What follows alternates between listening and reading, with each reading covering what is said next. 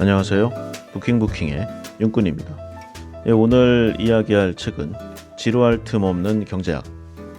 부제가 옥스퍼드 경제학자가 빠르게 짚어주는 교양 지식. 이 책을 한번 살펴보도록 하겠습니다. 지은이는 테이번 패팅거 교수인데요. 경제학자로 영국 옥스퍼드 대학교에서 20년 이상 경제학을 가르치고 있는 교수님입니다. 옥스퍼드 대학교에서 경제학, 철학, 정치학을 전공했고요. 이코노믹 리뷰 고정 칼럼니스트로도 활동하고 있습니다. 이 책이 타이틀로는 경제 교양서에 가까운데요. 경제학의 복잡 다단한 수식 같은 쪽으로 설명을 하기보다는 경제 사상, 경제 철학 또는 경제 심리학이라고 말하는 게 더 맞는 듯합니다. 책 내용에 다양한 사례가 들어있고요. 어떤 경제학적 사실에 관해서 우리가 좀 생각의 폭을 확장해보고 다양하게 좀 사고의 회로를 열어보는 좀 그런 쪽에 가치가 있는 책이라고 생각됩니다. 기본적으로 그리고 재미가 있어요. 이게 경제학 책인데 책장이 술술 넘어갑니다. 그래서 꼭 한번 읽어보시기를 바라고, 책에는 한 40에서 50여 가지 정도의 챕터로 나뉘어진 각각의 좀 경제학적으로 생각해볼 그런 내용들이 있습니다.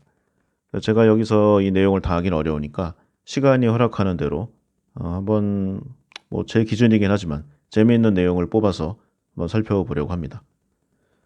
제가 이후에 다룰 내용하고 다루지 않을 내용 섞여 있긴 하지만 부제가 이런 정도예요. 기계를 모두 부숴버리면 일자리가 보존될까? 이게 러다이트 오류죠. 그리고 외국인 노동자가 많아지면 실업이 늘어날까? 이 노동 총량의 오류입니다. 그 다음에 내가 이익을 얻으려면 반드시 타인이 희생돼야 하는가? 이 제로섬 게임이죠. 그 다음에 부분이 오르면 부분이 합쳐진 전체도 반드시 오른가? 이 구성의 오류입니다. 그 다음에 원산지에 가서 직접 물건을 사는 것이 더 싼가? 이건 유통업에 좀 관련된 내용인데 영어로는 미들맨이라고 하죠. 그리고 세금을 줄이는 동시에 세수를 늘릴 수 있는 방법이 있을까? 이게 감세의 오류고요. 부자들이 많이 벌면 콩고물이 과연 떨어지는가? 이 낙수 효과죠. 기타로 방만하게 경영한 은행을 과연 구제해야 하는가? 자원이 풍부한 나라는 왜 빈곤할까? 경제 예측에 100% 성공률이 있을까? 양적 완화는 최고의 통화 정책일까? 유로존의 위기는 사라질까? 이런 내용들이 계속 꼬리에 꼬리를 물면서 나옵니다. 이 각각의 내용에서 저자가 생각하는 사례라던가 아니면 역사적 내용들이 등장하는데, 이게 대부분 영미 아니면 유럽의 사례가 많아요. 그래서 우리는 이 책을 읽은 다음에 우리에 맞는, 우리 생활과 우리의 사고방식에 맞는 방향으로 좀 응용해서 생각해보는 그런 접근법을 가질 필요가 있다는 생각을 해봤습니다. 자, 그럼 책 내용을 살펴보도록 하겠습니다. 먼저 이야기할 내용이 기계를 모두 부숴버리면 일자리가 보존될까? 책에는 여기까지인데 저는 여기에 AI 부분을 좀 더 붙여보도록 하겠습니다. 예전에는 인간의 노동력을 기계가 대체하는 거였는데, 이제는 인간의 정신 문명을 기계 문명, 즉 AI가 대체하지 않을까? 이런 두려움이 좀 있어요. 21세기판 러다이트라고도 할 수 있는데 과연 어떻게 될 것인가? 한번 여러 내용으로 이야기해 보도록 하겠습니다. 먼저 러다이트를 보면은요, 19세기 영국의 사례가 가장 적절하다고 봅니다. 당시 영국의 섬유 노동자들, 숙련된 이 계층이요, 당시 새로 들어온 이 자동화된 섬유 기계를 보고 매우 놀랐습니다. 보통은 소규모 간의 수공업에 종사하던 사람들이었잖아요. 아무리 뛰어난 실력을 가진 사람도 하루 생산량은 뻔한 일입니다. 사람이 하는 일이 한계가 있죠. 당연히 기계가 자신들의 일을 대체하지 않을까, 이런 걱정이 산더미였습니다. 미래가 암울했죠. 그래서 그들이 반격에 나섭니다. 이른바 러다이트 운동이라고 불리는 기계 파괴 운동이었는데요. 당시 노동자들이 기계를 무참히 부수기 시작했고, 대량 생산과 자동화 공정 확산을 막고자 전 정부적인, 대정부적인 투쟁에 들어갑니다. 전국적인 파업에 들어갔고요. 그야말로 공포의 시대에 접어드는 좀 영국의 암울함, 이 시기가 도래하는 듯 했습니다. 이때 이미지가 워낙 강렬해서요. 어떤 좀 산업 혁신 때마다 신기술이 들어오는 것을 결사 반대하는 그런 의미로 러다이트라는 단어가 사용되어 왔습니다. 새로운 기술과 플랫폼이 오늘날의 일자리를 빼앗아 가리라는 두려움. 지금도 200~300년 전과 비슷하죠. 그래서 경제학에서는 이 신기술이 일자리를 없애고 실업을 초래한다는 잘못된 믿음을 가져왔다. 이걸 러다이트 오류라고 표현하고 있습니다. 하지만 새로운 기술이 이제 우리에게 미친 영향을 보면은 경제적으로 혼란을 주긴 했습니다. 그리고 계층 간에 분명 파급 효과가 달랐고요. 하지만 전체적인 고용 수준을 악화시키는 그러진 않았습니다. 방금의 이 19세기 영국을 보면은요. 이 대형 공장과 자동 방적기, 섬유 산업과 의료 산업의 생산성을 크게 향상시켰습니다.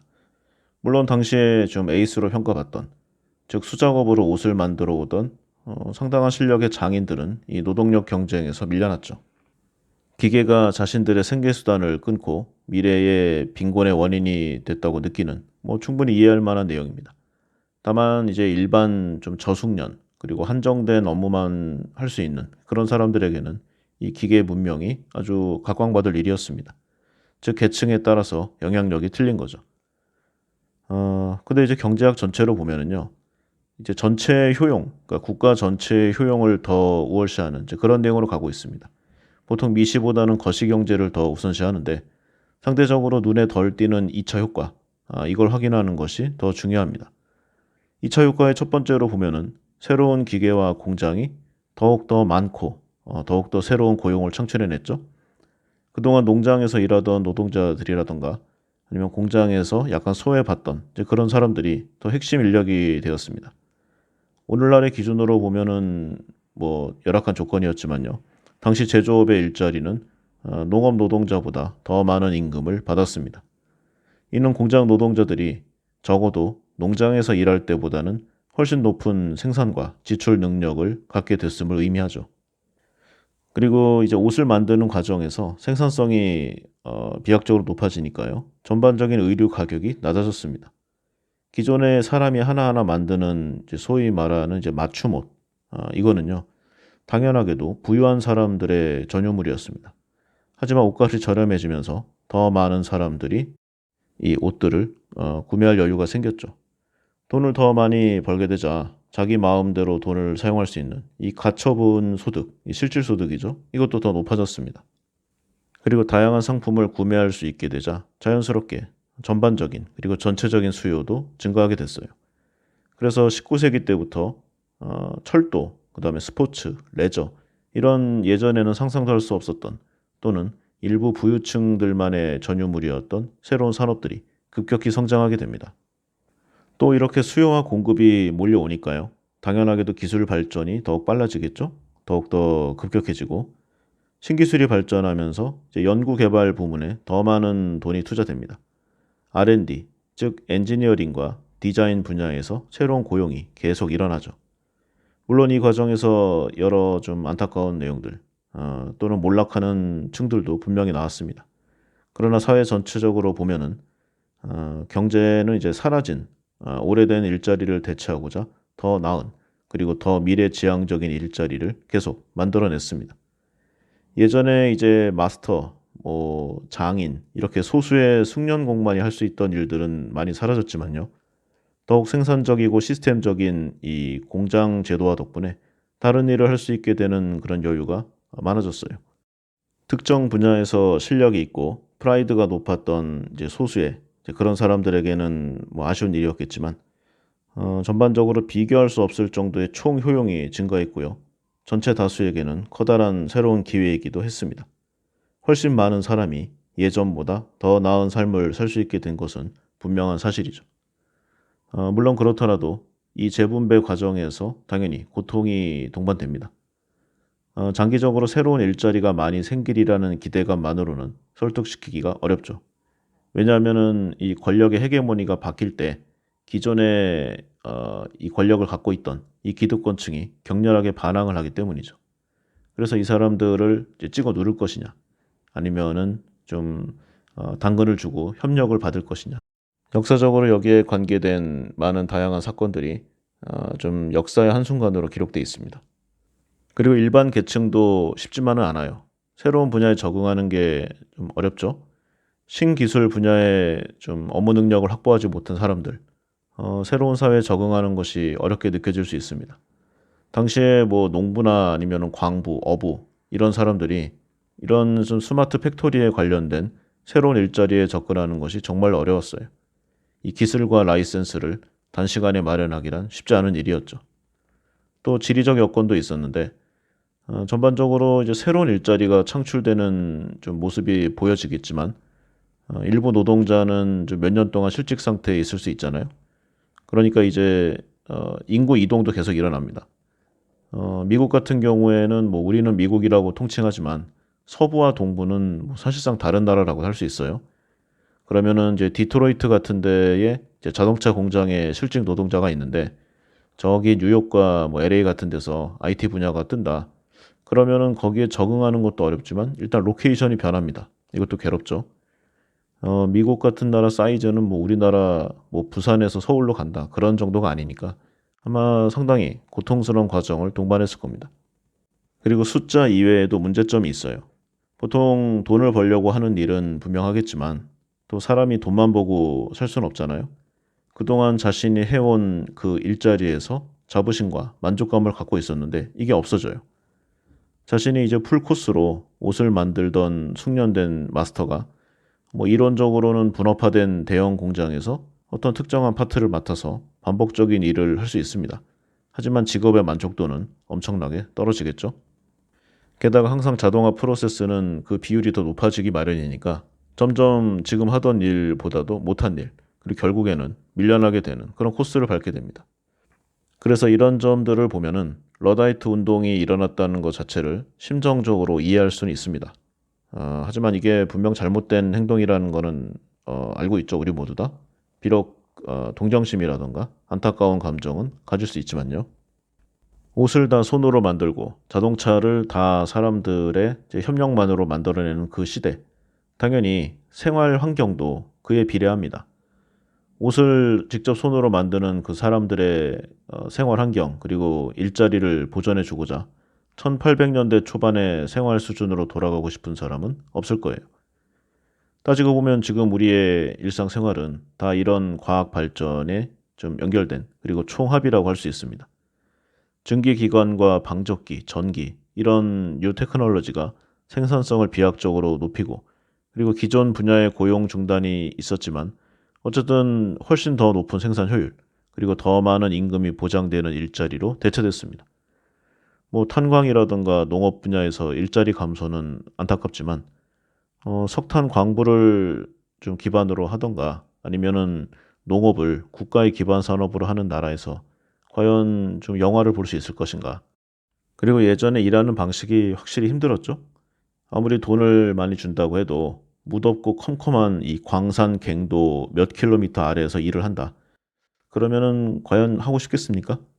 오늘날에 뭐 조금 돈은 덜 벌더라도 뭐 편의점 알바라던가 콜센터에서 일하는 게 더 나을 수도 있습니다.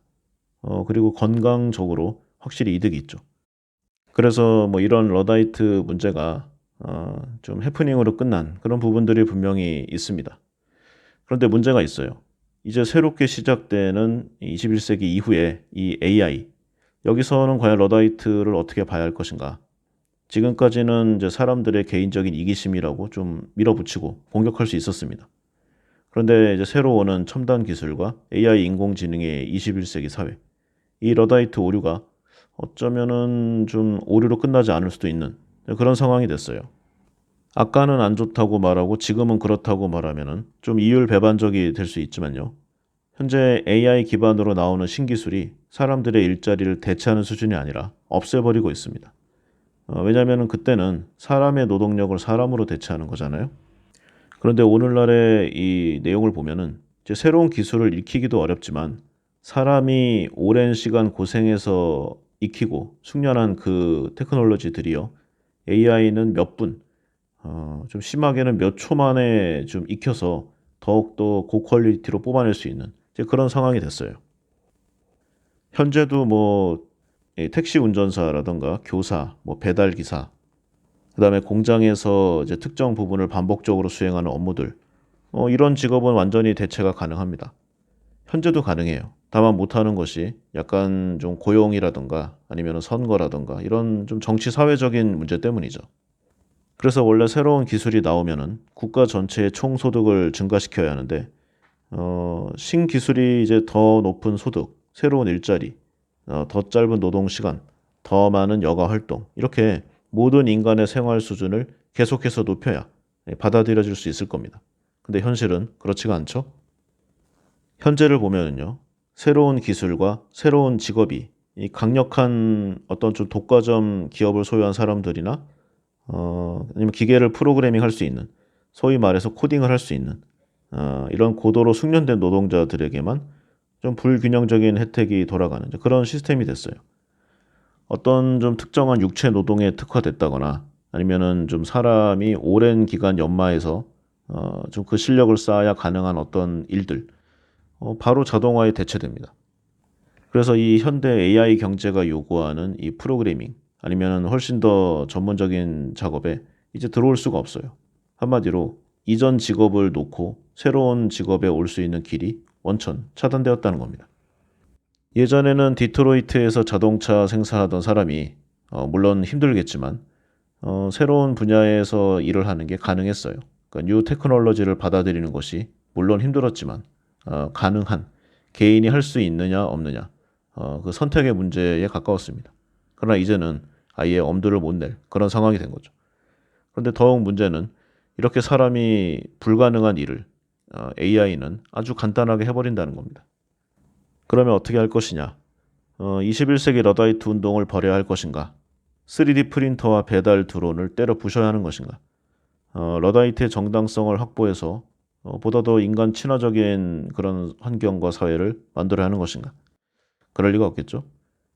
지구가 뭐 나라 한 개만 있는 것도 아니고 우리가 특정 분야를 뭐 늦추거나 조금 천천히 간다고 하면은 그냥 다른 나라에 우리를 대체할 수 있는 그런 기회를 주는 것뿐입니다.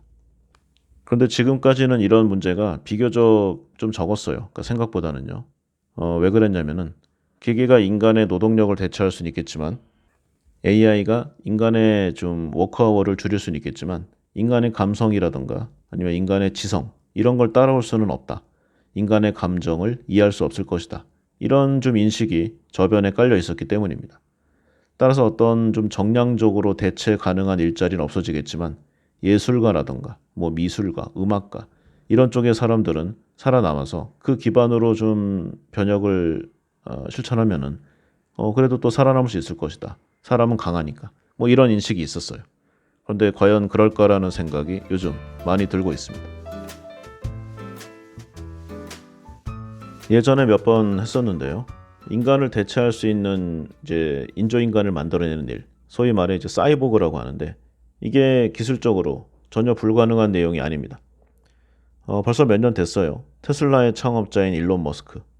이 개혁의 좀 표본이기도 하면서 좀 여러 무리수를 많이 두죠. 뭐 회사만 인수했다면 사람들 다 자르고 그다음에 이상한 행동들 많이 하고 전쟁을 하고 있는데 무조건 돈 내놓으라고 하고 좀 문제가 많은 사람입니다. 그러나 이 사람이 현재 테크놀로지에서 가장 앞서 있다는 것만은 분명한 사실이죠. 이 사람이 세운 기업 뉴럴링크. 당시 원숭이 뇌에 수많은 학습 데이터를 담고 있는 컴퓨터 칩을 이식하는 데 성공했습니다.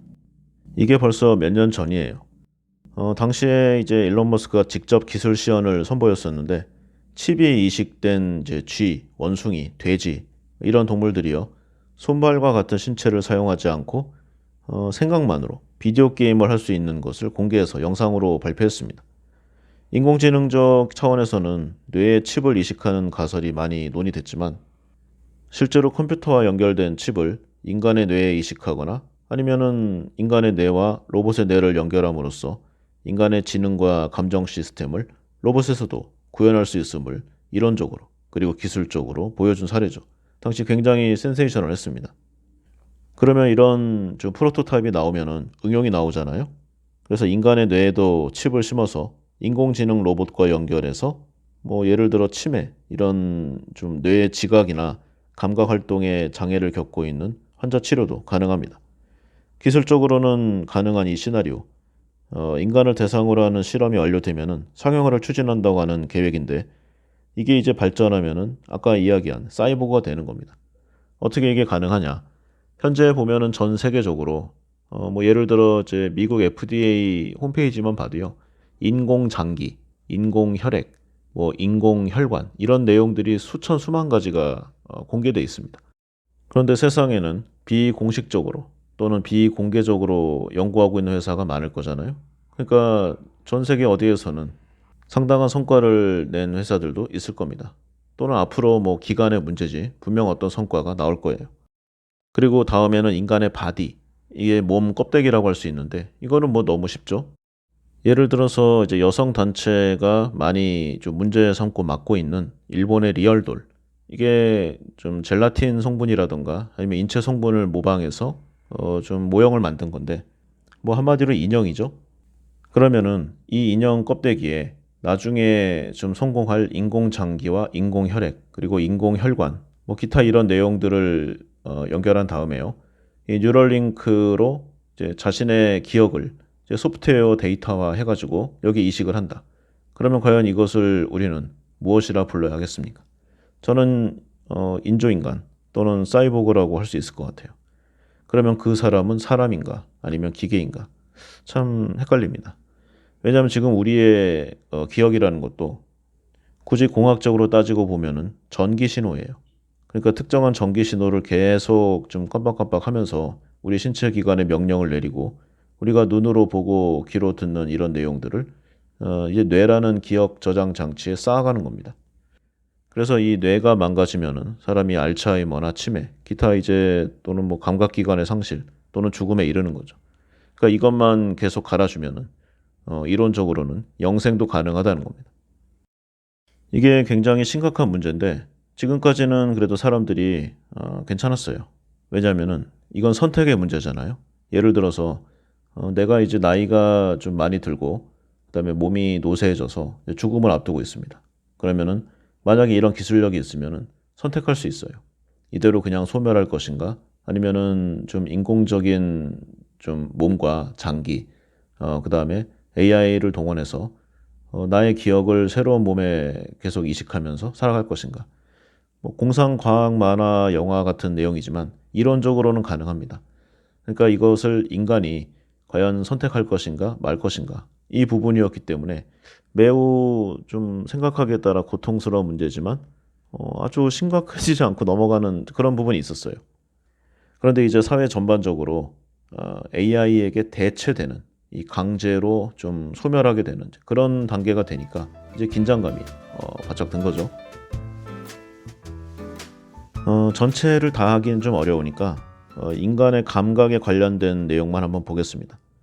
현재 구글 같은 경우를 보면은요, 여기가 그래도 가장 앞서 있으니까 이 인공지능 AI 창작 활동, 그러니까 크리에이티브한 이 기술에 매진하고 있습니다. 최근 구글 같은 경우를 보면은요, 이제 언어 지원, 그 다음에 창작 지원, 여기에 굉장히 많은 포커싱을 하고 있어요. 엄청난 돈을 쏟아붓고 있습니다. 그 중에서도 가장 관심을 끌고 있는 것이 AI 생성기를 이용한 이 창작 분야인데요. 비디오나 글, 음악, 이런 큰 이슈를 모으는 창작 기술 전 분야에 대한 모델을 그냥 홈페이지에 띄워놨습니다. 그거 한번 관심 있으시면 한번 가보세요. 재밌는 내용 많습니다. 예를 들어서 이제 이매진, 페나키, 이제 이런 네이밍을 갖고 있는 비디오 생성기가 있는데, 예를 들어 이매진은 이제 고화질 영상을 만드는 데 특화되어 있습니다. 그리고 페나키는 상세하게 묘사한 명령어를 이해해서 장편의 영상을 만들어주는 이런 특징을 갖고 있어요. 현재 공개된 AI 동영상 생성기 가운데 가장 뛰어난 퀄리티를 보유하고 있습니다. 하나 더 있죠. 그 짧은 문장을 입력하면은 이제 AI로 이야기를 이어가는 워드크래프트. 그 다음에 짧은 오디오 샘플을 기반으로 음성과 음악을 생성해내는 오디오 LM 이런 것들도 있습니다. 참고로 구글 내부에서 평가를 진행한 결과 인간이 만든 것인지 AI가 만든 것인지 전혀 모르겠다는 내용이 지배적이었다고 합니다. 현재 기준으로 전 세계에 한 7천여 개 언어가 있는데 이 중에 사용 인구가 많은 것들을 위에서 추리면 한 1,000개 정도까지 보고 있다고 해요. 그래서 이 1,000개 언어를 전부 커버리지 할 수 있는 그런 시스템을 이제 구현하려고 하고 있는데 그 중에서도 현재 가용 가능한 수준이 위에서부터 아래로 400개 정도 이 언어에 대해서는 머신러닝 기법을 활용해서 유니버설 스피치 모델, 즉 어떤 언어로 어떤 내용을 명령해도 화면상 구현해낼 수 있다. 이런 내용입니다. 이게 무엇이 문제인가? 제가 이제 몇 번 이야기한 적도 있는데 한국의 웹툰, 이게 K툰이란 이름으로 전 세계를 현재 제패하고 있는 중입니다. 원래 예전에 일본 망가, 애니메이션, 아니메라고 하는데 이런 내용들이 이제 전 세계 히트를 쳤죠. 상당히 우수한 퀄리티와 그다음에 엄청난 좀 원화 기법을 사용해서 이제 일본 재패니메이션의 장르를 확실히 구가하고 있었습니다. 그런데 그 밑바탕, 그 좀 오리지널의 그림을 그리는 거는 다 한국의 좀 저임금 노동력이었죠. 그러니까 일본이 자신들이 이제 헤드쿼터에서 기획과 제작을 하면서 한국의 좀 싼 인력들을 많이 부려먹었어요. 그래서 일본이 이 한국을 좀 소위 말해서 좀 이용해 먹으면서 전 세계에 많은 돈을 벌었는데 이게 좀 수십 년이 지나가면서 역전이 된 거예요. 왜냐하면 일본에서는 이게 그 그림을 그리는 고된 노동에 돈을 많이 안 주니까 자꾸 제작 쪽으로 갔습니다. 그런데 제작엔 한계가 있어요. 그리고 여기에도 테크놀로지가 들어오면 한 방에 무너지는 겁니다. 근데 한국에서는 이제 수십 년 동안 그림을 그리는 활동을 계속하면서 점차 이제 소프트웨어화를 하다 보니까 이것을 이제 웹툰으로 구현하는 것이 매우 쉬워졌어요.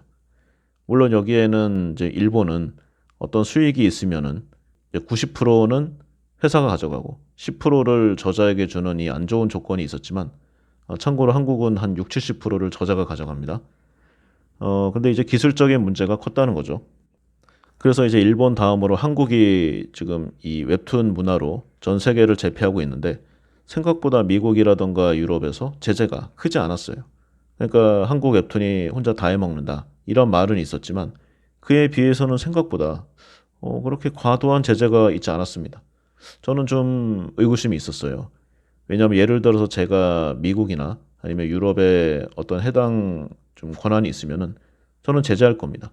왜냐하면 우리 산업을 지켜야 되잖아요.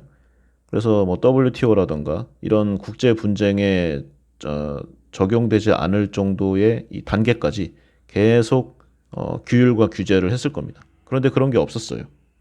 왜 그랬는가? 이거는 지극히 제 개인적인 생각이지만 이제 시장이 웬만큼 열렸으니까 이제 추수를 하겠다. 저는 좀 이렇게 결론을 내고 있습니다. 구체적인 사례를 좀 보면은요. 지금까지는 이제 AI 인공지능이 대체하기 힘든 분야로 대표적인 게 이 예술계였잖아요. 그 중에서도 이 그림. 어, 이게 좀 기술적으로는 할 수 있지만 이런 말이 많았습니다. 작가 특유의 분위기를 묘사하는 것은 어려울 것이다. 뭐 그림을 보면 화풍이라는 게 중요하잖아요. 그런데 최근에 AI 발전을 보면은 이제 이러한 화풍 같은 얘기도 이제 다 없어질 것 같은 그런 생각이 듭니다. 이런 회사는 되게 많아요, 굉장히.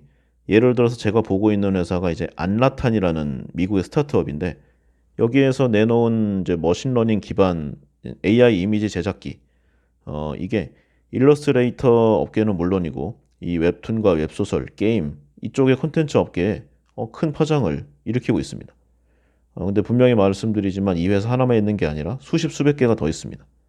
어떤 내용이냐면은 웹상에서 이제 월정액을 내요. 뭐 만 원이나 2만 원 정도. 그러면은 AI 기반의 이미지 제작을 할 수 있는 그런 권한을 허용해 줍니다. 그러니까 이런 겁니다. 예를 들어서 내가 우주를 배경으로 우주 비행사가 유영을 하고 있는 이런 모습을 그리고 싶다. 그러면은요. 한 3초에서 몇 초 만에 이 그림 이미지를 수십 장 이 화면에 구현해 줍니다. 그러니까 이제는 콘텐츠만 잘 짜서 말만 잘 하면은요. 설명만 잘 하면은 이 고된 그림 원화의 작업을 AI가 대체해 주는 겁니다. 물론 아직까지는 좀 미스매칭이 있어요. 어떤 게 있냐면은 이게 인터넷에 많이 나온 좀 짤인데 예를 들어서 분식점에서 라면을 먹고 있는 그 라면을 젓가락으로 들고 있는 소녀의 모습을 그려달라. 그렸는데 뭐 젓가락이 한 수십 개가 나오고 아니면은 젓가락 따로 손으로 집어먹고 있는 모습 이렇게 좀 어색해요. 그래서 인간의 기준으로 보면 약간 좀 그로데스크하기도 하고 기괴하기도 한데 근데 불과 작년만 해도요. 이런 시스템 서비스는 불가능했습니다. 1년 만에 아주 비약적으로 발전한 거죠. 이런 정도의 오류는 아마 금방 개선되리라고 생각합니다. 어쨌든 이렇게 이용자가 이제 원하는 텍스트만 입력하면 그림으로 뽑아져 나온다. 기본적인 콘티나 밑그림만 좀 입력해 주면은 이 그림을 바탕으로 이제 고도화하는 건 너무 쉬워요. 그리고 이런 것도 할 수 있습니다. 예를 들어서 뭐 모나리자의 초상 이런 있잖아요. 이 모나리자 초상에 위에 모자를 씌우고 싶다. 그러면 바로 모자가 쓰여진 그 그림이 나오는 거예요. 또는 그 그림에 강아지와 고양이를 끼워놓고 싶다. 그러면 아주 똑같은 화풍으로 강아지와 고양이가 들어가 있습니다. 이 모든 게 텍스트 한 줄로 가능해졌습니다. 그러면 이 그림들에 대한 평가는 어떠한가? 이 평가 회사에서요. 그간 출시된 어떠한 그림보다 뛰어나다. 이런 평가들을 했습니다. 한마디로 인간의 노동력, 즉 일러스트레이터의 이 노동력이 조만간 사라질 수 있다. 이런 내용을 말하고 있는 겁니다. 그리고 반대도 가능합니다. 지금은 텍스트가 이제 그림으로 가는 거잖아요. 그리고 여기에 좀 더 고급 프로그램을 쓰면은 텍스트가 영상화되어서 이제 말만 하면은 영화화도 가능합니다. 그리고 반대로 영상을 보여주고 이걸 텍스트로 전환하는 이것도 가능해요. 그러니까 이미 이 크로스 버전이 다 나와 있고 이제 상용화도 뭐 돈만 내면 되는 그런 수준입니다. 물론 아직까지는 약간 미비한 수준들이 있지만 어떤 좀 특정한 일러스트레이터를 그리는 게 어렵지 수정하고 보정하는 것은 그렇게 어렵지 않아요. 이렇게 생각해 보면 되겠죠. 개인이 어떤 좀 기술이 있다고 하더라도 혼자서 차를 그러니까 뭐 승용차나 SUV를 만들어내는 것은 거의 불가능합니다. 그런데 어떤 특정 분야를 고치거나 엔진 오일을 갈거나 이런 건 너무나 쉽죠. 일러스트레이터도 이렇게 된다는 겁니다. 그러면은 이런 게 이제 좀 일상화되고 보편화됐을 때 한국의 이제 그림 실력 좋고 만화를 잘 그리는 웹툰 작가들은 과연 미국의 이 크리에이티브한 사람들을 이길 수 있을 것인가? 일전에도 한번 말씀드린 일이 있는데 미국의 이제 아이비리그나 아니면 상위권의 대학 입학 시험을 보면은 물론 이제 우리나라 수능에 해당하는 SAT 시험을 봅니다. 이건 뭐 기본이니까요.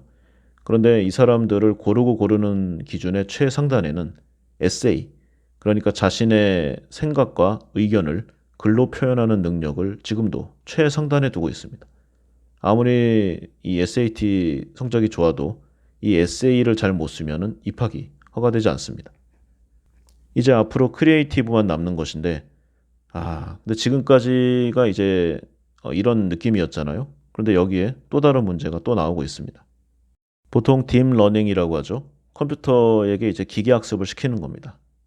많은 데이터를 보여주고 입력시켜 주면은 거기에 기반한 어떤 좀 공통치, 어떤 좀 법칙을 발견해서 그에 해당하는 좀 일률 정형화된 내용을 뽑아내는 겁니다. 이것을 이제 딥러닝이라고 하는데 여기에서 한 단계 더 나아가서 딥필링, 즉 인간의 감정을 이해하는 그런 AI로 진화하고 있습니다. 현재는 아직 좀 초보 단계에 머물러 있지만요. 이제 장기적으로 인간의 감정을 이해하는 데 성공하게 되면은 이제 그 환자라던가 아니면은 상담을 원하는 사람들이 원하는 방식의 데이터를 적용해서 솔루션을 제공해주는 그러니까 정신 분석을 대체해 준다거나 아니면 거기에 관련된 상담을 해주는 이런 정신문화 솔루션 아니면 방금 이야기한 대로 어떤 특정 좀 줄거리라던가 컨텐츠를 제공하면 영상 출력물로 뽑아내는 이런 내용들 그리고 어떠한 좀 불편한 점이 있다고 좀 이야기를 하면은 바로 이걸 개선해서 3D 출력물로 뽑아내는 이제 3D 매뉴팩처링 이런 것들이 우리 주위를 둘러싸게 되면은 과연 인간의 가치는 있을 것인가?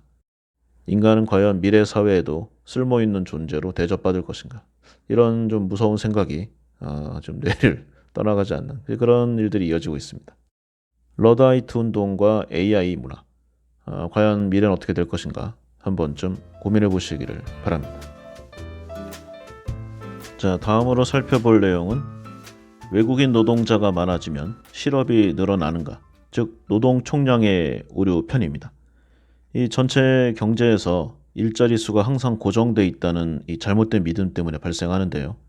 이 노동 총량의 오류 때문에 여러 가지 사회 문제가 일어납니다. 예를 들어서 이민자들이 많이 와서 이들이 일자리를 차지한다. 그러면 곧 내국인, 즉 현지 노동자들의 실업으로 이어진다. 이게 좀 기본 생각이죠. 다른 나라에서 온 이주 노동자들이 주택과 일자리를 점유하고 임금을 낮춘다. 이게 보통 포퓰리즘을 좀 이용하려는 정치인들에게 아주 좋은 먹잇감입니다. 그들이 내거는 자극적인 정치적 슬로건, 여기서는 경제 원칙 따위는 중요하지가 않죠. 얼핏 생각해보면 그럴듯합니다. 해외 이민자가 유입돼서 노동 공급이 증가한다. 그러면 임금 하락과 실업으로 이어질 것 같죠. 그리고 실업률이 높은 시점에서 이 외국인 노동자가 많아지면은 특정 분야에서는 경쟁이 일어날 수도 있습니다. 그러니까 내국인들 현지 노동자들이 불안해하는 점도 이해를 못할 건 아니에요. 하지만 경제학적으로 보면은요, 이주 노동자들은 이 노동의 공급뿐 아니라 노동의 수요도 늘리는 그런 긍정적인 효과가 있습니다. 그래서 문제를 한 방향으로만 단순하게 볼 수는 없는 거죠. 한 나라에서 이민자 수가 증가한다. 새로운 노동자나 제조가 늘어난다. 그러면은요, 겉으로 보면은 확실히 현재 노동자들의 일자리가 줄어드는 그런 내용이 있을 수 있습니다. 그런데 경제는 살아있죠? 끊임없이 움직이지 고정돼 있지 않습니다. 만약에 뭐 한 10,000명의 이주 노동자가 일자리를 확보한다. 그러면 그만큼 다른 일자리의 수요 증가로 이어집니다. 이들이 벌어들인 임금 일부가 상점이나 뭐 식당, 술집, 기타 생활과 유흥에 사용되죠. 이는 이 업종의 노동 수요를 늘리게 됩니다. 그런데 이와 같은 2차 효과는 딱히 측정하기가 쉽지 않아요. 그러니까 이들이 벌어가는 1차 효과에 사람들이 집중하는 겁니다. 보통 어떤 뭐 편의점이나 슈퍼마켓에 매장 직원을 몇 명 더 고용한다. 그럼 우리는 그건 모릅니다. 관심도 없죠. 이런 게 2차 효과인데 저도 생각해 보니까 별로 생각해 본 적 없는 것 같아요. 그렇지만 어떤 뭐 지하철에서 외국인 노동자들이 더 많아진다. 그러면 긴장감이 들죠. 이 사람들로 인해서 창출되는 경제의 플러스적인 효과라던가 새로운 일자리는 안 보이는 겁니다. 때로는 보여도 못 본 척하죠. 그래서 이런 문제를 제대로 보려면 실제 경제학적인 좀 통계를 살펴보는 것이 좋습니다. 미국 경제를 보면은 이제 1900년 초에 크게 성장했는데요. 이 시기에 미국 이민자들이 대거 늘어난 때이기도 했습니다. 1900년부터 1920년까지 무려 1,500만 명에 가까운 이민자가 미국으로 건너왔습니다. 당연히 이들은 기존 현지인들의 일자리를 상당 부분 차지했을 거예요. 그러면 당시 미국에 있는 현지인들은 이들 이주 노동자에게 밀려나서 실업자로 전락했을까? 그럴 리가 없죠. 그러면 오늘날의 미국이 있을 리가 없습니다. 미국의 실업률은 이 시기에도 거의 최저 수준을 유지했고요.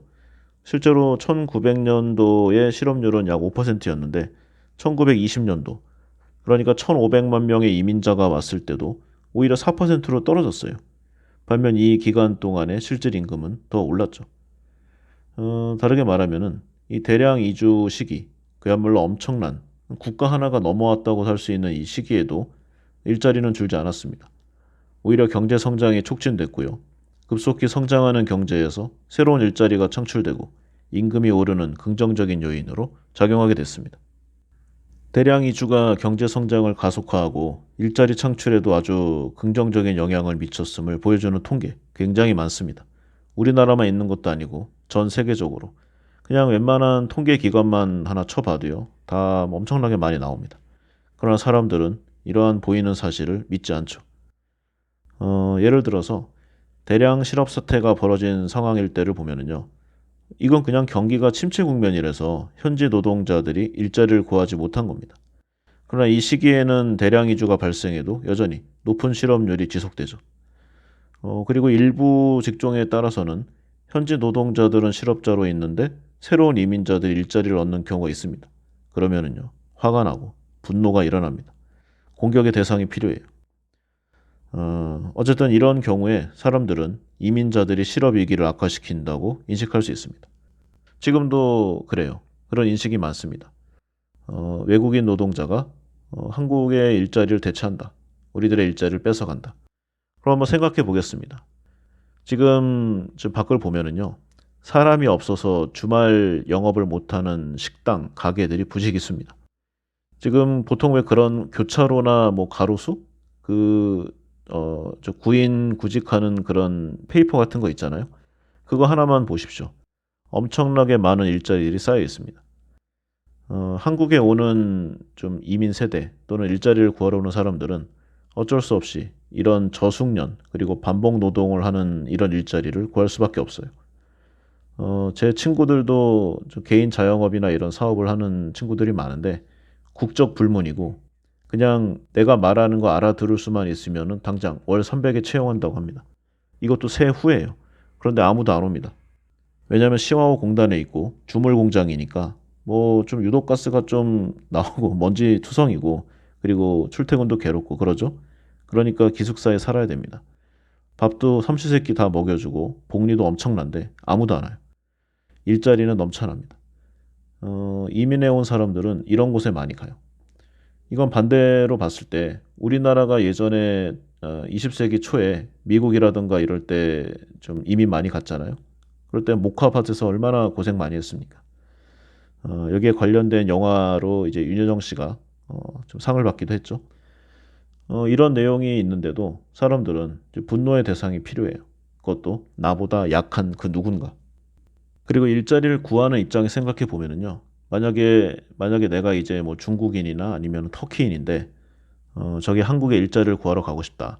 그런데 그 나라의 지금 내국인 실업률이 만약에 높다. 그럼 그 나라 안 갑니다.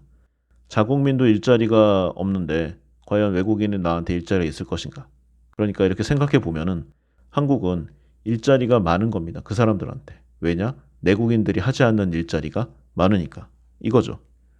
그러면 또 이런 말이 있습니다. 일자리는 그렇다고 치고 이 사람들은 남의 나라에서 번 돈을 자기 나라의 가족에게 보내니까 결국 경제에 도움이 되지 않는다. 뭐 이런 생각이 있을 수 있어요. 이 관점에 따르면은 이주 노동자들은 자신이 임금을 받는 나라에서 돈을 거의 쓰지 않기 때문에 소비 진작에 아무런 도움이 되지 못한다. 따라서 뭐 일자리 창출과는 무관하다. 뭐 이런 건데요. 물론 어느 정도 아껴 쓸 수는 있을 겁니다. 그렇지만 실제로 이주 노동자들은 자신이 일하는 나라에서 상당 금액의 생활비를 소비하고 있고요. 자국으로의 송금 액수도 이런저런 내용으로 좀 제도적으로 제한되어 있는 경우가 많습니다. 그럼 또 이런 말이 나옵니다.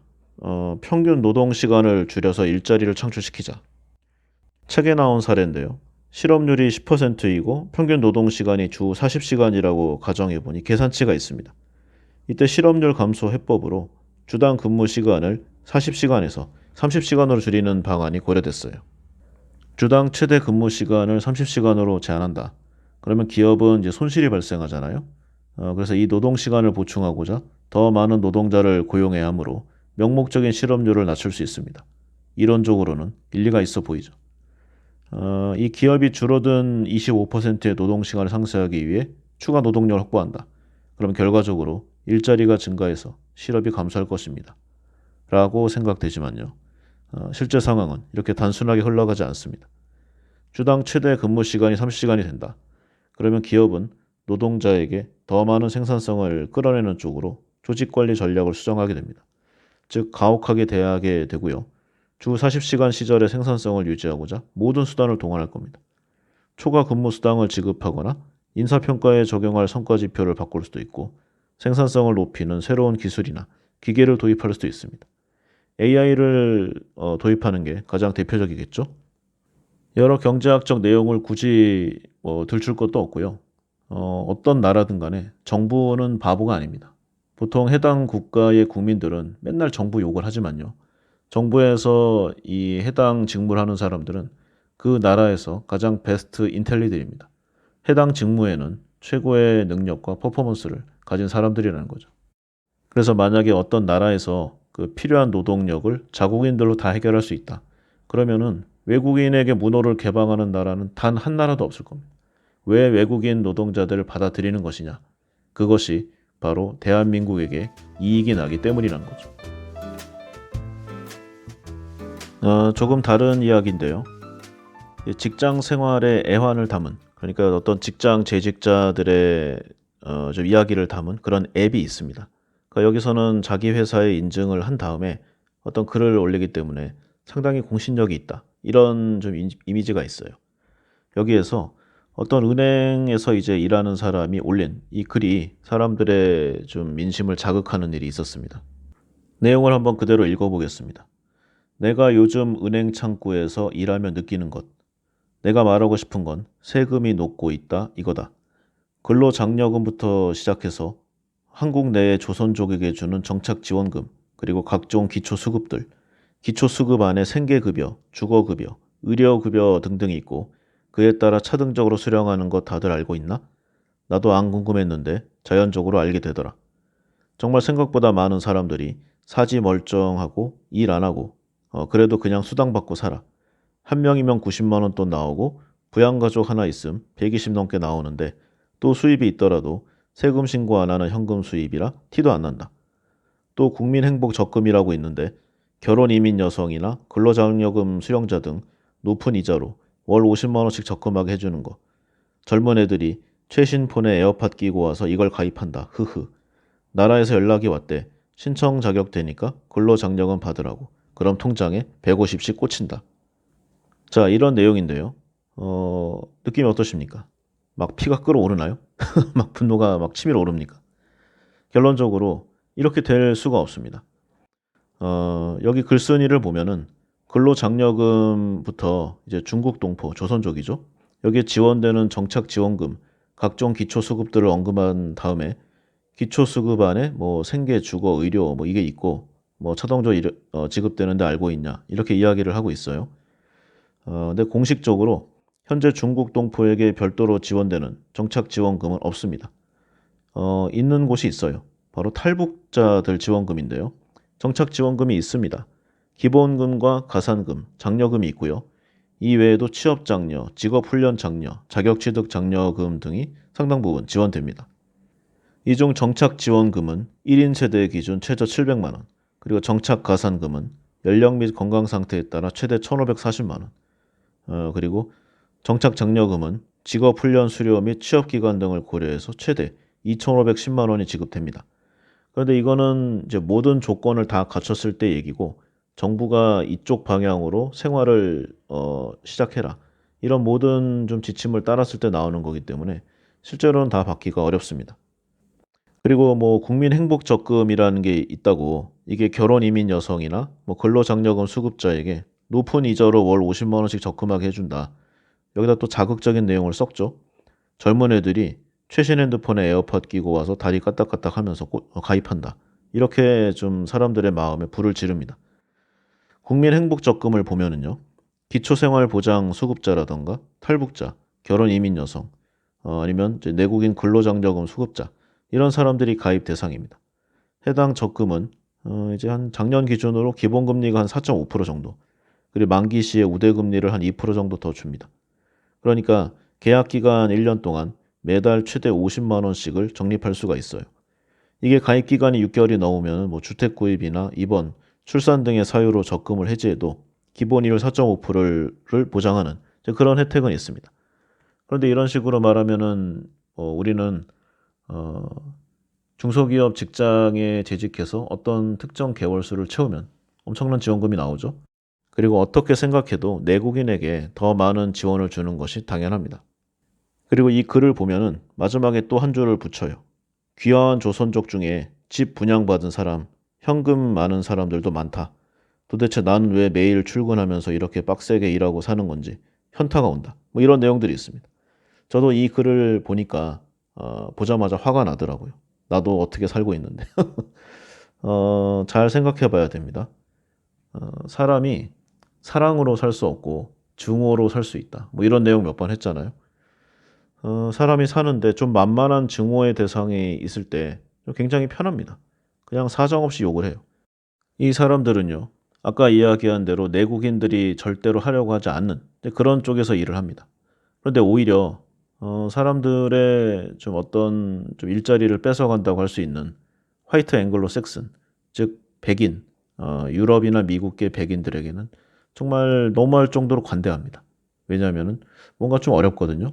그러니까 저는 이게 인간의 좀 비열한 속성 중에 하나라고 생각합니다. 언젠가는 한번 해야지 하는 그런 주제였기 때문에 한번 좀 기회가 된 김에 뭐 제대로 해보려고 해요. 먼저 이런 주장들이 있습니다. 우리나라 대한민국 정부가 귀화한 중국인, 즉 조선족인데요. 여기에 주고 있는 혜택들이 엄청나다. 이거를 제거해야 된다, 없애야 된다. 이런 말들이 많습니다. 하나하나 한번 살펴보도록 하겠습니다. 먼저 한국 정부가 중국인에게 정착 지원금을 제공한다. 이거는 국적 불문이고요. 조건을 채운 모두에게 지원되고 있습니다. 따라서 조선족 또는 중국인들에게 주어지는 혜택이라고 보기 어렵죠. 또 국내에 3년 이상 거주한 중국인에게 시의원, 군의원, 도의원, 시장과 군수를 선발하는 지방선거권을 부여한다는 내용이 있습니다. 이건 역시 마찬가지로요. 국적 불문이고 해당 조건을 채운 모든 외국인에게 부여하고 있습니다. 다음 주장, 한국 정부가 중국인에게 결혼 비용을 지원한다. 마찬가지입니다. 조건을 채운 모든 외국인에게 동일하게 지원하고 있습니다. 다음 한국 정부가 중국인을 국내 공공임대주택 배정에 있어 우선순위를 주고 있다. 이런 주장이 있습니다. 이건 역시 조건을 채운 사람에게 모두 지원하는 내용이고요. 참고로 2018년 기준에는 외국인이 없습니다. 그러니까 공공임대주택에 우선순위 배정된 외국인은 2018년에 한 명도 없고요. 2019, 2020, 2021 여기는 코로나 시대인데다가 부동산 광풍이잖아요. 여기에 갈 티오가 없습니다. 다음 공무원을 선발할 때 중국인을 위한 다문화 특별 전형이 있다는 주장. 마찬가지로 국적 상관없이 특수 경력직 지원 임용이 가능합니다. 즉 모든 외국인에게 동일한 조건이죠. 다음 한국 정부가 중국인에게 휴대폰 통신비를 지원한다. 이 내용은 공식적으로 사실이 아니고요. 다만 예전에 그 코로나 때 지친 국민을 응원한다는 목적으로 만 16세에서 34세 그리고 만 65세 이상 내국인에게 우리나라 사람입니다. 통신비 2만 원을 지원했던 것이 유일합니다. 참고로 당시 외국인은 지원 대상에서 제외됐습니다. 따라서 정부가 중국인에게 휴대폰 통신비를 지원한다는 내용은 전혀 사실이 아닙니다. 다음에 한국에서 중국인이 출산하는 경우에 모든 비용을 지원한다는 주장. 당연히 사실이 아니고요. 참고로 출산지원금은 해당 지자체마다 그 규모와 내용이 다릅니다. 출산지원금 자체가 시, 군, 구에 속한 주민센터에 출생신고를 해야 받을 수 있습니다. 당연히 불법 체류 외국인은 한 푼도 받을 수가 없죠. 다만 합법적으로 들어와서 한국에서 일을 하고 있는 외국인은 받을 수가 있습니다. 여기에 관련된 자세한 내용은요. 중앙일보가 운영하는 복지 포털 우리 동네 출산 축하금 사이트에서 확인할 수 있다고 합니다. 외국인이라고 출산 시 모든 비용을 지원하는 정책은 없고요. 중국인의 출산 시 우리 정부가 모든 비용을 지원하는 주장 역시 전혀 사실이 아님을 밝힙니다. 연결된 거죠. 중국인에게 국공립 어린이집 배정에 있어 우선권을 준다. 중국인에게 25만 원에서 45만 원 상당의 육아보육 지원금을 보조한다. 이런 내용이 있습니다. 한국 국적 취득한 다문화 가정에게 누구나 제공되는 겁니다. 국공립 어린이집 우선 배정. 근데 이렇게라도 좀 아이 좀 낳았으면 좋겠어요. 결론적으로 중국인에게만 주어지는 혜택이 아닙니다. 그리고 육아보육지원금 보조 부분은 원칙적으로 한국인만 지원되고 있습니다. 즉 원칙적으로 우리나라 국적을 가진 사람이 대상이고요. 예외적으로 외국인이 허용되는 지자체가 있더라도 국적 상관없이 조건에 부합되면 받는 겁니다. 즉 중국인, 조선족만 받는 것은 아닙니다. 기타 수십 가지가 더 있는데요. 당연히 지극히 상식적으로 안 되거나 아니면은 모든 외국인에게 공통된 조항인데 이거를 이제 조선족이라고 특정 좀 악마화 시켜가지고 하는 겁니다. 많아요. 중국인이 국내 자격증 취득 시 재반 비용을 지원한다. 한국 정부가 중국인에게 자궁경부암 예방접종비를 지원한다. 중국 출신의 산모 도우미를 지원한다. 학습지를 지원한다. 고액 등록금에 대한 장학금을 지원한다. 당연히 말이 안 되는 내용이고요. 혹시 지원하는 분야가 있더라도 이것은 모든 외국인에게 동일한 조건입니다. 그리고 한때 이게 좀 자극됐어요. 사람들이 여기에 민감했습니다. 중국인을 위한 국내 대학 입시에 수시 특별 전형이 있다. 이거는 이제 학교에 따라서 재외국인 전형이 있는 학교가 있어요. 몇몇 학교가. 당연하게도 중국 출신뿐만 아니라 조건에 해당하는 모든 이들에게 재외국인 전형의 기회가 열려 있다는 뜻입니다. 그리고 기타 사소한 것까지 계속 좀 소위 말해서 모함을 합니다. 중국인에게 대학 등록금을 지원한다, 기숙사 우선 배정권을 부여한다, 은행 예금 우대 금리와 이자 감면, 또 ATM 비용까지 감면해준다 이런 내용도 있습니다. 참고로요, ATM 수수료는 지금도 우리도 다 무료로 받을 수 있어요. 예를 들어서 산업은행 있잖아요. 산업은행 통장을 만드시면은요. 뭐 시중은행에 따라 약간 다를 수 있는데 전체 은행과 뭐 우체국 등의 이런 이제 모든 금융기관에서 물론 아마 그 영업시간 이전 그러니까 영업시간 내의 이야기겠지만 무료로 사용할 수 있습니다. 또 어떤 특정 조건을 충족하면은요. 영업시간 이후에도 무료로 되는 조건이 많아요. 아니면 이게 통장을 만드는 게 귀찮다. 그러면 이제 최신 그 스타일의 은행들이 있잖아요. 뭐 카카오뱅크라든가 뭐 토스뱅크. 뭐 제가 여기 뭐 개인적으로 연관되어 있는 것도 아니고 홍보하는 거 아닙니다. 여기에 특정 조항과 조건들을 갖추면은 ATM 출금이라든가 입금이 무료인 내용들 많습니다. 자, 그러면 이 내용은 그렇다고 치고 조금 이제 관심 있는 분들 건강보험 관련해서 내용도 있습니다. 한국에 거주하는 이 중국인, 중국 국적의 사람들 또는 조선족, 정말 한국인들이 지난 수십 년간 피땀 흘려 만들어낸 소중한 자산인 건보 재정을 축내고 있나? 이 내용을 한번 봐야 될 것 같습니다. 관련 자료는요. 국회 보건복지위원회 소속의 더불어민주당 고영인 의원이 2021년 10월에 국정감사 때 국민건강보험공단으로부터 제출받은 자료를 기원으로 하고 있습니다. 즉 2020년 한 해 기준으로요. 국내 거주 외국인 건강보험 가입자들이 낸 보험료가 총 1조 4,915억 원입니다. 그런데 건보공단이 이들의 치료비에 지급한 급여비가 9,200억 원입니다. 즉 5,715억 원의 건강보험 재정수지 흑자가 나타났습니다. 이걸 연도를 더 넓혀서요.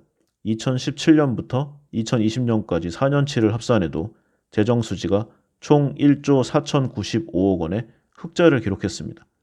그러니까 외국인 가입자들은 지난 4년 동안 4조 5,996억 원의 건보료를 내고 이 가운데서 69.4%인 3조 1,901억 원만 급여비로 썼다는 얘기입니다.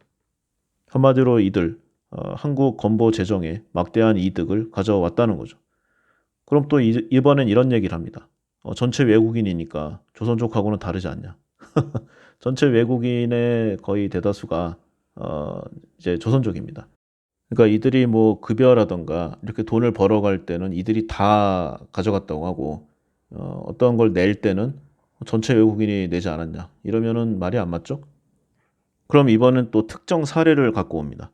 외국인 건강보험의 이 급여 지급 상위 10명 명단에 중국인들의 비중이 매우 높다. 이것도요.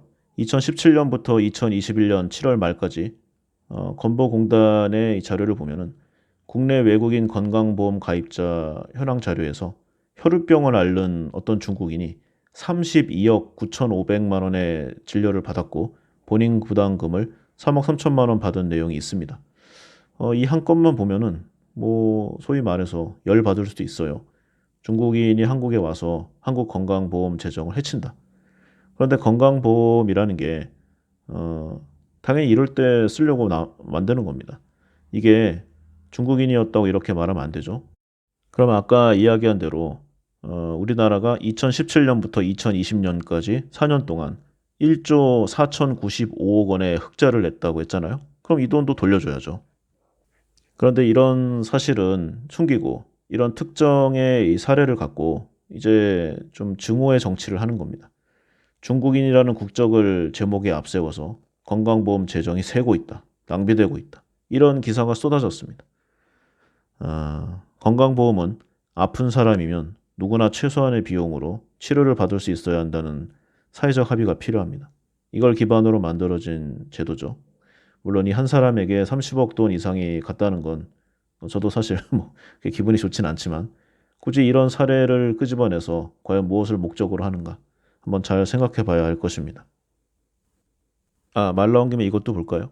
그러면 금액은 그렇다 치고 외국인들은 특히 이제 이 중국인들은 가족들을 줄줄이 사탕으로 데리고 와서 한국의 여러 인프라나 건강보험을 녹인다. 뭐 이런 말들이 있습니다. 외국인 건강보험 직장 가입자의 피부양자 수 통계를 보면은요. 보건복지부 자료입니다. 2019년 12월 기준으로 외국인 직장 가입자의 한 명당 피부양자 수가 대한민국 내국인의 37%에 불과합니다. 정확히 보면은요. 내국인 직장 가입자가 2019년 기준 말 1812만 3124명, 피부양자가 1910만 4353명입니다. 그러니까 한 명당 피부양자 수가 1.055명이죠. 그런데 외국인 직장 가입자는 51만 3768명, 여기에 피부양자가 20만 555명입니다. 즉, 한 명당 피부양자 수가 0.39명이죠. 외국인 직장 가입자의 피부양자가 국내에서 거주한 기간과 관계없이 소득과 재산, 기타 일정 수준 이하면은 피부양자로 등록해서 보험료를 내지 않고 건강보험 급여를 받을 수 있다는 점이 문제가 된다고 하는데, 이거는 외국인뿐만 아니라 내국인 직장 가입자도 똑같이 하고 있습니다. 근데 한국을 말하면은 이 피부양자의 범위가 훨씬 좀 넓죠? 사실 이걸 좀 개선해야 되는 부분이 있는데, 도덕적 해이가 발생할 확률도 내국인이 더 많다는 겁니다. 그리고 다시 한번 말씀드리지만 외국인 건강보험은 엄청난 흑자를 보고 있습니다. 그리고 지금 이야기한 거는 이제 외국인 직장 가입자고요. 외국인 지역 가입자들은 상황이 더욱 안 좋습니다. 현재 2019년 7월부터 한국에 입국한 다음에 6개월 이상 거주하는 외국인은 직장 가입자나 피부양자가 아닌 경우 의무적으로 건강보험 지역 가입자가 돼야 됩니다. 그러니까 건강보험 당연 가입 제도를 적용받고 있다고 할 수 있죠. 그런데 농업이나 어업에 종사하는 이주 노동자의 경우 사용자 대부분이 사업자 등록을 하고 있지 않기 때문에 직장 가입이 아니라 지역 가입자로 등록이 됩니다. 그러니까 상대적으로 비싼 건강보험료를 내고 있다는 거죠. 왜냐하면 직장은 사업주가 반, 그다음에 고용자가 반 내잖아요. 이거 혼자 다 내는 겁니다. 2020년 7월 기준 직장 가입자인 농업 이주 노동자는 36%, 어업 이주 노동자는 25.8%. 즉 이주 노동자 전체의 직장 가입자가 81%였으니까 이 비율보다 현저히 낮습니다. 한마디로 더 많은 돈을 건강보험에 내고 있다는 거죠. 그러면 또 이런 말이 나옵니다. 현금을 월급으로 받는 사람이 얼마나 많은데 그런 소리 하느냐, 답답하다. 이 건강보험법으로요. 재산과 소득을 파악하기 어려운 사람은 일률적으로 부과를 합니다. 그러니까 당신이 돈을 얼마를 벌든 간에 이게 만약에 등록이 되지 않거나 아니면은 설사 돈을 못 번다고 하더라도 이 금액은 내야 되는 겁니다. 이게 2021년 기준 11만 8,180원, 2022년은 한 12만 5천 원. 아무리 생각해도 이주 노동자들의 소득이 한국 내국인들보다는 적을 수밖에 없습니다. 그래서 이 가입자 평균으로 내야 하는 보험료가 엄청난 부담입니다. 또한 외국인의 경우에는 이제 내국인, 그러니까 한국 사람이 농어촌 노동을 할 때 건강보험료를 22% 경감해주는 지원 사업이 있는데 여기서도 배제가 됩니다. 그리고 아까의 연장선인데 외국인 지역 가입자의 경우에는 이제 세대 인정 범위가 배우자와 미성년 자녀로 한정돼 있습니다. 한국 내국인의 경우에는 이제 배우자와 미성년 자녀 외에 직계 좀비속, 형제 자매까지 다 인정되죠. 그래서 만약에 집안에 일하는 사람이 한 명밖에 없다.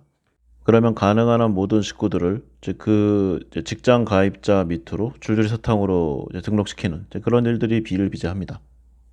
그리고 이주 노동자들의 경우에는 건강보험료를 6개월 이상 체납하면 급여 이용이 즉시 중단됩니다.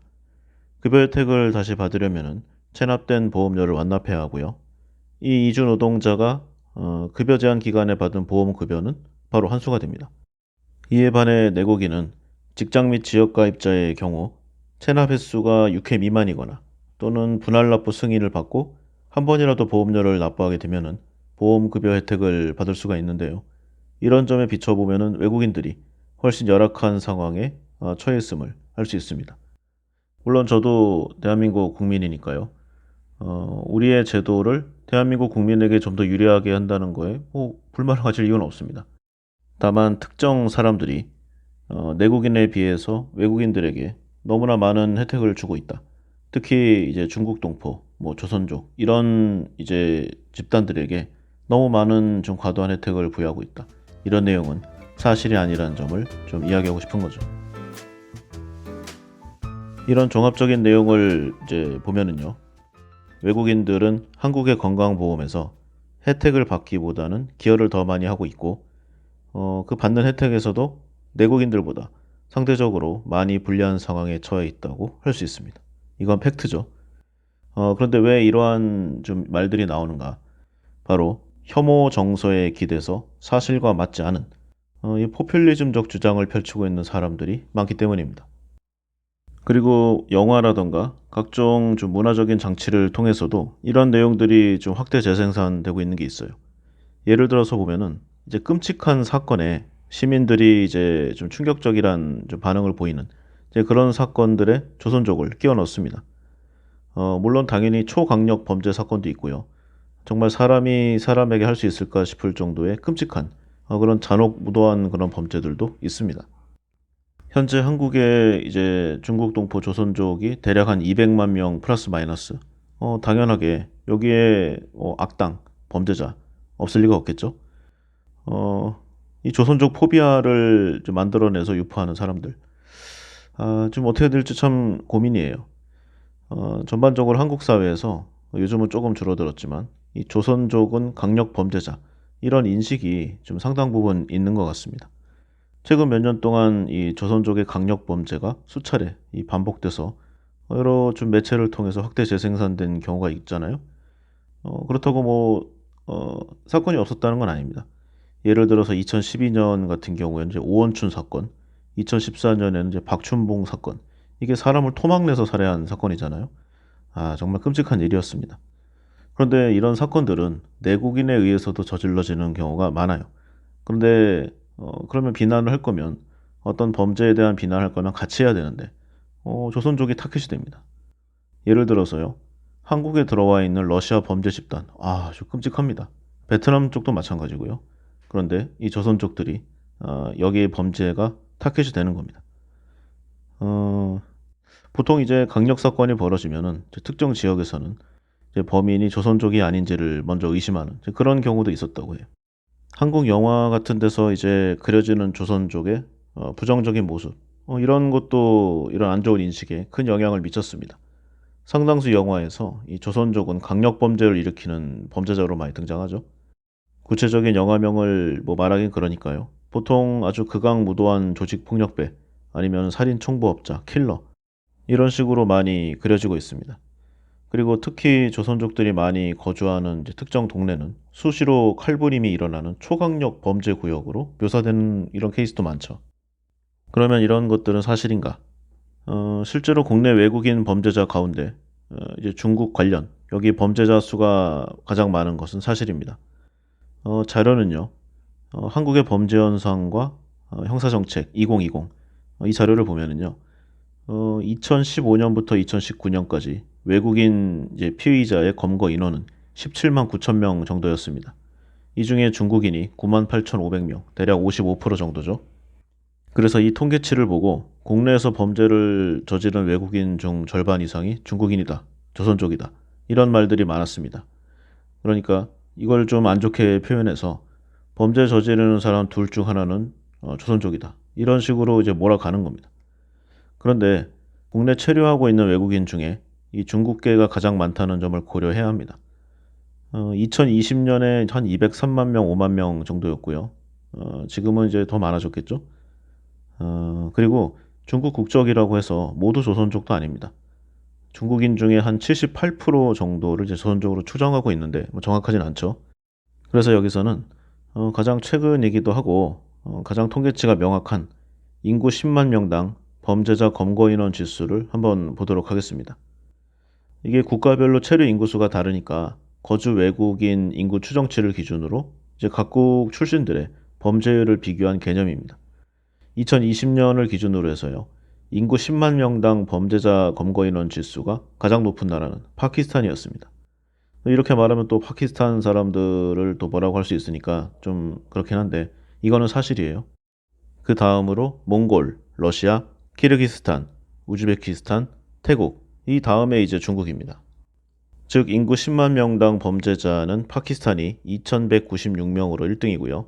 중국은 1416명으로 전체 조사 대상 16개국 가운데 7번째로 중위 수준이었습니다.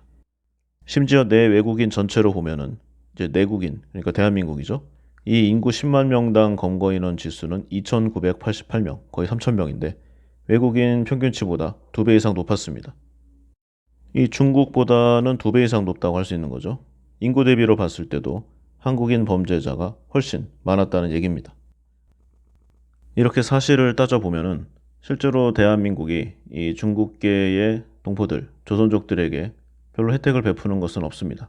그리고 실제로 범죄 율도 낮은데 여러 가지 오해도 받고 있죠. 그리고 안 좋은 시선도 느끼고 있고요. 이렇게 여러 내용의 팩트가 있음에도 불구하고 중국계 조선족에 대한 혐오는 아주 극단으로 치닫고 있습니다. 어떤 특정 민족에 대한 혐오, 세계화 시대에 어울리지도 않고 너무 구시대 구닥다리죠. 그리고 이제 200만 명이 넘었어요. 이 중국 동포의 국내 유입이 이 정도로 늘어나면은 이제 사회의 일원이라고 할 수 있습니다. 그것도 아주 큰 이제 포션이죠. 이제 차별을 해서는 안 될 겁니다. 이게 왜 이런가? 이제 우리네 삶이 팍팍해서 그런 겁니다. 열악한 경제적, 사회적 환경에서 우리 자신이 살아남기가 어려우니까 어떤 증오의 대상이 필요합니다. 대한민국 사람들에게는 이들을 문제 집단시하는 어떤 편견이 확산되고 있습니다. 그 대상의 전제 조건은 왠지 나보다 약할 것 같은, 왠지 만만한 이제 그런 사람 또는 그런 조직, 그런 집단이 해당되겠죠. 그럼 여기서 보다 근원적인 내용을 하나 보겠습니다. 조선족이란 무엇인가? 조선족이란 누구인가? 이들 대부분은요, 20세기 초부터 이 일제의 수탈에서 벗어나기 위해 또는 독립운동을 위해 아니면 어떤 강제 조치에 의해서 한반도에서 만주 땅으로 이주한 이 사람들의 후손입니다. 이 중에 일부는 이제 1949년에 다시 돌아왔지만요. 상당수는 그 땅에 정착해서 삶을 살아왔습니다. 중국 정부를 보면은 이 1949년부터 약 1990년까지 이 민족 식별 작업이란 것을 했어요. 그래서 한반도 출신의 이 사람들을 조선족이라고 분류했습니다. 그리고 중국 내 여러 소수 민족 중에 가장 하위급으로 대우를 했죠. 그러니까 중국에서도 버림받고 한국에서도 배척받는 겁니다. 개혁 개방이 이끈 신자유주의 구조조정의 물결, 이 조선족이 밀집한 둥베이 지방, 이쪽이 딱 봐도 농업 아니면 경공업이잖아요. 그러니까 당시에 이제 중공업이 대세였는데 여기에서 좀 낙후되고 버림받았어요. 이는 대량 실직으로 돌아왔고요. 이 조선족 노동자들이 일자리를 찾아서 옛 조부모 땅의 이 고향으로 돌아온 것이 현재 이 기원입니다. 중국 땅에서 이제 오랜 배척과 차별을 받았어도 언어와 문화를 지키고 있었습니다. 그래서 코리안 드림을 할 수 있을 것 같았죠. 그런데 막상 돌아온 한국 땅에서의 대접은 너무나 차가웠습니다. 그리고 처음부터 이러진 않았어요. 2000년대 한 초반 중반까지만 해도요. 이 중국계 조선족에 대한 뭐 혐오의 시선까지는 없었습니다. 그런데 이게 좀 계속 격변하잖아요. 그리고 동아시아 정세 속에서 조선족이나 아니면은 좀 평범한 중국계에 대한 한국인의 감정이 이제 극히 비이성적으로 변한 부분이 있습니다. 이 조선족 사투리가 사실은 이제 함경도 계열인데요. 이 북방 지역의 사투리가 조금만 섞여 있어도 갑자기 막 신경이 곤두서고 막 출신을 묻고 차별하는 그런 일들이 많습니다. 대놓고 혐오 발언도 서슴지 않죠. 자, 그럼 이 내용은 뭐 이런데요. 이제 이런 질문이 나올 수 있습니다. 그래, 당신이 하는 말 다 알겠다. 뭐 이런 내용도 있고 저런 내용도 대강 다 이해하겠는데 왜 그렇게까지 조선족 또는 중국계의 동포를 이렇게까지 비호를 하느냐, 변호를 하느냐 이런 말이 나올 수 있습니다. 당연하게도요. 대한민국을 위해서입니다. 현재 인구 통계를 보면은요. 현재 출생아 수가 월간 한 2만 1000명 정도까지 떨어졌습니다. 이게 22년 하반기 자료예요. 그러니까 연간으로 보면은 이제 25만 명이 붕괴가 되는 시대가 오고 있는 것도 아니고 이미 왔습니다. 한 해의 신생아 수 25만 명. 이것이 어떤 의미를 가지는가를 모르신다면 사회생활 안 해보신 겁니다. 참고로 사망자 수 통계가요. 현재 1년에 30만에서 한 32만 명 정도 나오고 있습니다. 그러니까 매년 7만 명씩 현재 기준으로 줄어들고 있는 겁니다. 그리고 앞으로의 이 낙폭은 더욱 커지겠죠. 그리고 현재 뭐 이런저런 젠더 문제가 있습니다. 이제 20대 남자, 20대 여자 또는 30대 이상에서도 뭐 비슷한 경우가 있지만 이제 남자, 여자 여러 가지 문제가 있잖아요. 이게 사실은 정치권의 갈라치기 또는 차별 이런 조성의 여러 가지 좀 정책이 먹힌 부분도 있어요. 이 여성, 남성 차별의 문제를 누가 가장 먼저 입에 올렸는가를 생각해 보시면은 아마 이해가 쉬우리라 생각합니다.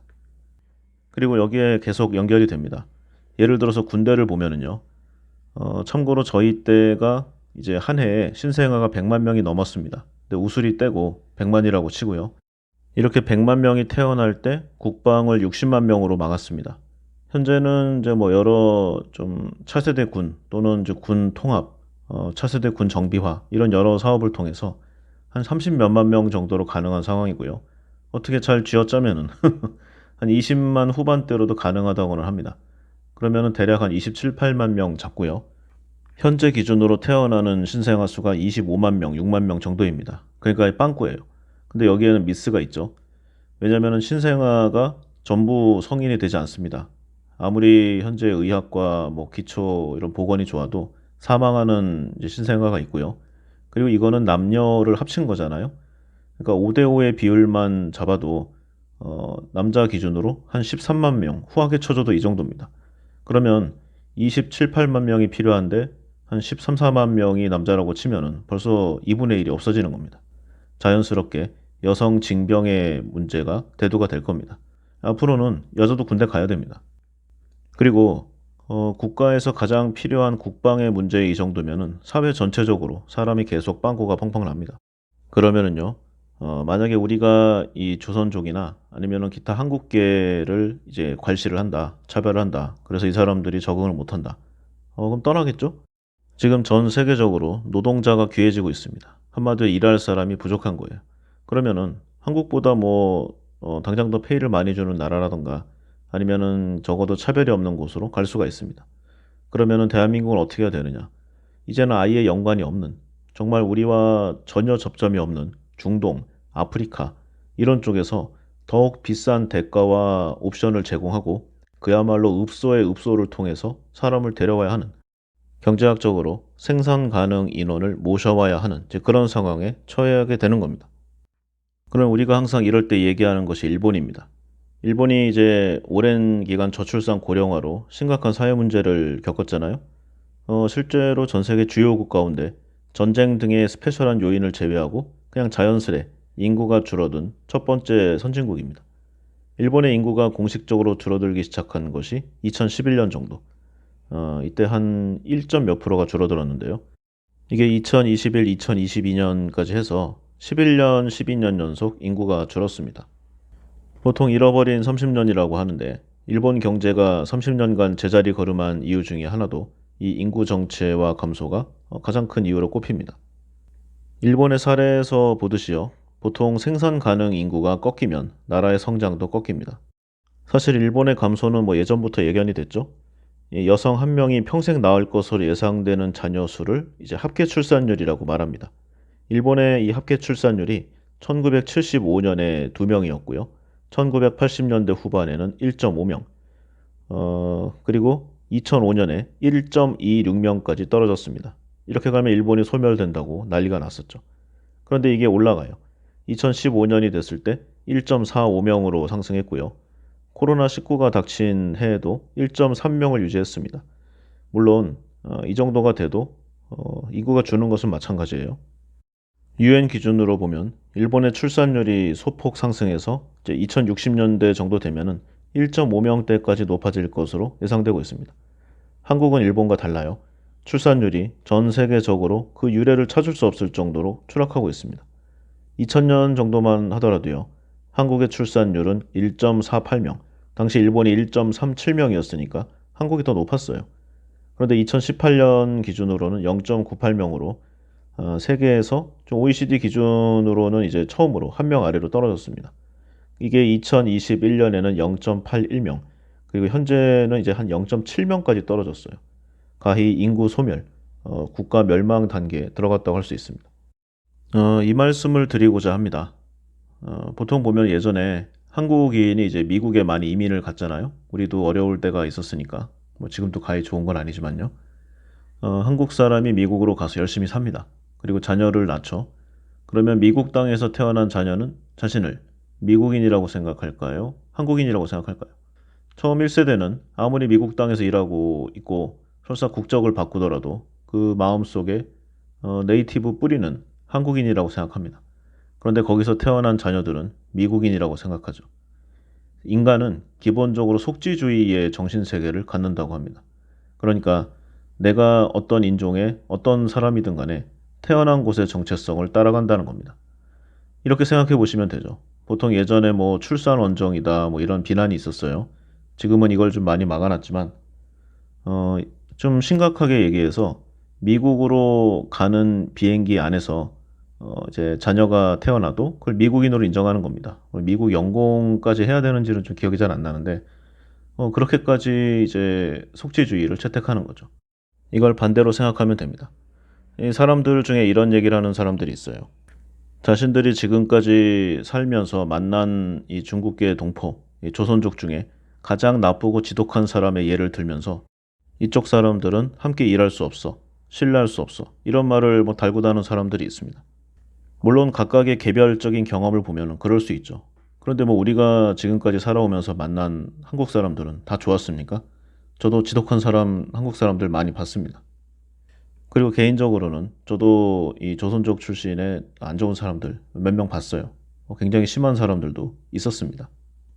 그런데 보다 더 큰 이 그림으로 봐야 될 것 같아요. 이제 인구 소멸 단계에 들어갔고요. 한국에서 현재 있는 이 조선족들을 보면은 이제 중국계 동포들, 제가 봐도 자신을 중국인으로 정체성화하는 경우가 많은 것 같아요. 왜냐면은 거기서 태어났고, 거기서 교육을 받았고, 그리고 이제 사회주의의 제도를 좀 오랜 시절 몸에 익혔잖아요. 이게 한국에 와서 뭐 단기간에 빠질 수 있는 게 아닙니다. 그러니까 여기는 좀 한국식으로 변하면은 더욱 우리한테 좋고, 혹시 안 되더라도 어쩔 수 없는 겁니다. 그런데 이들이 한국 땅에 정착해서 이제 자녀를 낳으면 그 자녀는 그냥 한국인이란 거죠. 그러니까 어떻게든 좀 이 대한민국의 인구수를 늘리고 국가의 이 국력을 확장시키기 위해서는 이 피플 파워 그리고 그 중국의 오랜 이 멸시와 억압 속에서도 한국의 정체성을 잃지 않고 한국어를 놓지 않은 그 사람들을 어느 정도는 챙겨줄 필요가 있다. 그 사람들에게 작은 선의를 베푸는 것이 곧 우리 자신을 지키는 것이다. 그리고 아까 이 사람들의 이제 선조가 독립운동을 하거나 아니면 최소한 당시 일제에 항거한 사람들의 이제 후손이잖아요.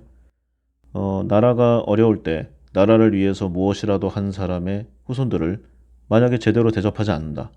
그러면 앞으로 이 대한민국 땅에 어려움이 처했을 때 그 누가 과연 총을 들고 저 앞으로 뛰어나가겠습니까? 어, 이들을 잘 대해주는 것이 곧 우리 자신을 돕는 것임을 절대로 잊지 말아야 한다. 다시 한번 말씀드리고자 합니다. 자, 다음으로는 이제 미들맨에 관한 이야기, 그러니까 유통에 관계된 내용입니다. 부제는 원산지에 가서 직접 물건을 사는 것이 더 싼가? 이 내용인데요. 미들맨이라고 하면은 이제 중개인, 뭐 중간 상인, 아까 말씀드린 그 유통업자, 이렇게 생산자와 소비자 사이에서 대리인 역할을 하는 뭐 개인 또는 기업, 이들을 일컫는 말입니다. 예를 들어서 이제 우리가 자주 가는 대형마트, 농민에게 다양한 농산물을 구매해서 소비자에게 판매하는 뭐 이런 일들을 하죠. 그래서 경제를 보면은 수없이 많은 곳에 이 많은 미들맨들이 존재하고 있습니다. 그런데 우리는 이들을 어떻게 생각하는가? 이들 미들맨들이 시장 가격을 높이고 생산자와 소비자 모두에게 피해를 준다고 여기고 있습니다. 정말 그렇다면 이 미들맨들이 우리의 이익에 반하는 이제 그런 행위를 한다면 그럼에도 불구하고 이들이 존재하는 이유는 무엇인가? 왜 우리는 이들을 이용할 수밖에 없는가? 사실 제 유통 구조에 많은 문제가 있습니다. 뭐 세금 처리도 있고 아니면 대량 생산의 대량 구매의 이 박리담의 기법도 있고 기타 여러 가지들이 모여서 예를 들어 국내 이제 가전 메이커의 어떤 대형 가전을 국내에 있는 그러니까 서울 사는 사람이 서울에 있는 대리점에 사는 것보다 미국에 있는 대형 도매업자에게 사는 게 더 싼, 흔히 말해서 직구죠. 이런 경우가 발생하고 있습니다. 그러면 이론적으로 각각을 이제 모든 생산 메이커와 직접 상대하거나 아니면은 해외에 초대형 유통업자 한 명, 여기와 상대하는 것이 더 낫지 않을까, 이런 생각을 할 수 있죠. 근데 간단히만 봐도요, 대부분의 공장은 제품을 생산하고 유통업체에 넘기는 일만 하지 개별 고객을 상대하지는 않습니다. 이 회사 입장에서 보면은 좀 소규모 물량을 갖고 공장문을 두드리는 이런 고객들, 그냥 귀찮은 존재일 뿐이에요. 일단 공장에는 이제 제조 시설이 대부분이죠. 가전제품을 전시하고 판매하는 공간이 없습니다. 만약에 이렇게 하려면은 이제 좀 소매 시설을 갖춰야 되잖아요. 매장과 매대도 해야 되고 기타로 사람을 고용하고 뭐 큰 비용을 추가로 부담해야 합니다. 그리고 그런 공간을 만든다고 해도 이런 공장들이 대부분 뭐 지방 이런 곳에 있으니까 결국 인근에 사는 소수의 고객 아니면은 뭐 자기 딴에는 많은 물량을 구매한다고 하지만 뭐 몇백 대 정도의 수준에 그치는 이제 그런 소규모의 사람들만 올 겁니다. 채산성이 거의 없죠. 실행할 가치가 없다는 얘기입니다. 그래서 이른바 규모의 경제를 확보하기 위해서 대량 생산만을 전문으로 하는 이제 그런 쪽으로 발전하게 돼요. 뭐 다들 아시니까 짧게 하겠습니다. 규모의 경제는 특히 제조업 분야에서 중요한데 더 많이 생산할수록 평균 생산 원가가 감소하죠. 그래서 원래는 이 미들맨 이야기를 하려다가 뭐 직접적으로 뭐 알지는 못하더라도 우리가 뭐 하나하나 이렇게 생각하고 살 필요는 없잖아요. 서로 바쁜데. 그렇지만 본능적으로 다 알고 있습니다. 물건 하나 살 때마다 어느 정도의 좀 본능적인 내용들이 떠오르죠. 그래서 이 미들맨들이 어떤 역할을 하고 어떠한 프로세스로 움직이는가를 뭐 굳이 다시 얘기할 필요는 없을 것 같아요. 여기서는 미들맨이 어떤 문제를 발생시키는 경우 대표적으로 다이아몬드의 드비어스사, 이 드비어스사의 죽음의 다이아몬드 카르텔을 한번 이야기해 보도록 하겠습니다. 아마 들어보셨을 겁니다. 다이아몬드는 영원하다. 이게 슬로건인데요. 1940, 50년경부터 세계 다이아몬드 시장을 독점하던 이 드비어스사, 이게 미국에서 다이아몬드 판촉을 위해 내놓은 광고 문구였습니다. 이 문구가 선풍적인 영향을 미쳤어요. 그래서 당시 미국 결혼식에 다이아몬드를 선물하는 비율이 처음에는 10% 정도였는데요. 오늘날에는 이제 8, 90%까지 치솟게 됐죠. 구매 기준으로 20세기 최고의 이제 마케팅 광고 멘트라고 평가받고 있습니다. 이게 워낙 유명해서 영화로도 나왔어요. 이 션 코너리 주연의 007 시리즈. 여기 보면은 다이아몬드는 영원히 이 제목도 있습니다. 그리고 이제 세계에서 보면은 여러 가문이 있어요. 뭐 오스트리아의 정치 명문 합스부르크 뭐 왕가 아니면 프랑스의 뭐 부르봉 왕가 이런 식으로 20세기 세계 다이아몬드 시장이 이제 독일의 유택의 영국인 이 오펜하이머 가문에게 떨어지게 됩니다. 이 가문이 남아프리카 공화국의 이제 드비어사를 통해서 다이아몬드의 공급 그리고 가격 통제 이런 식으로 세계 최대의 귀금속 상인으로 성장하게 됩니다. 책에 나와 있는 내용으로 보면은 가장 비싼 미들맨의 대열에 들어서게 된 거죠.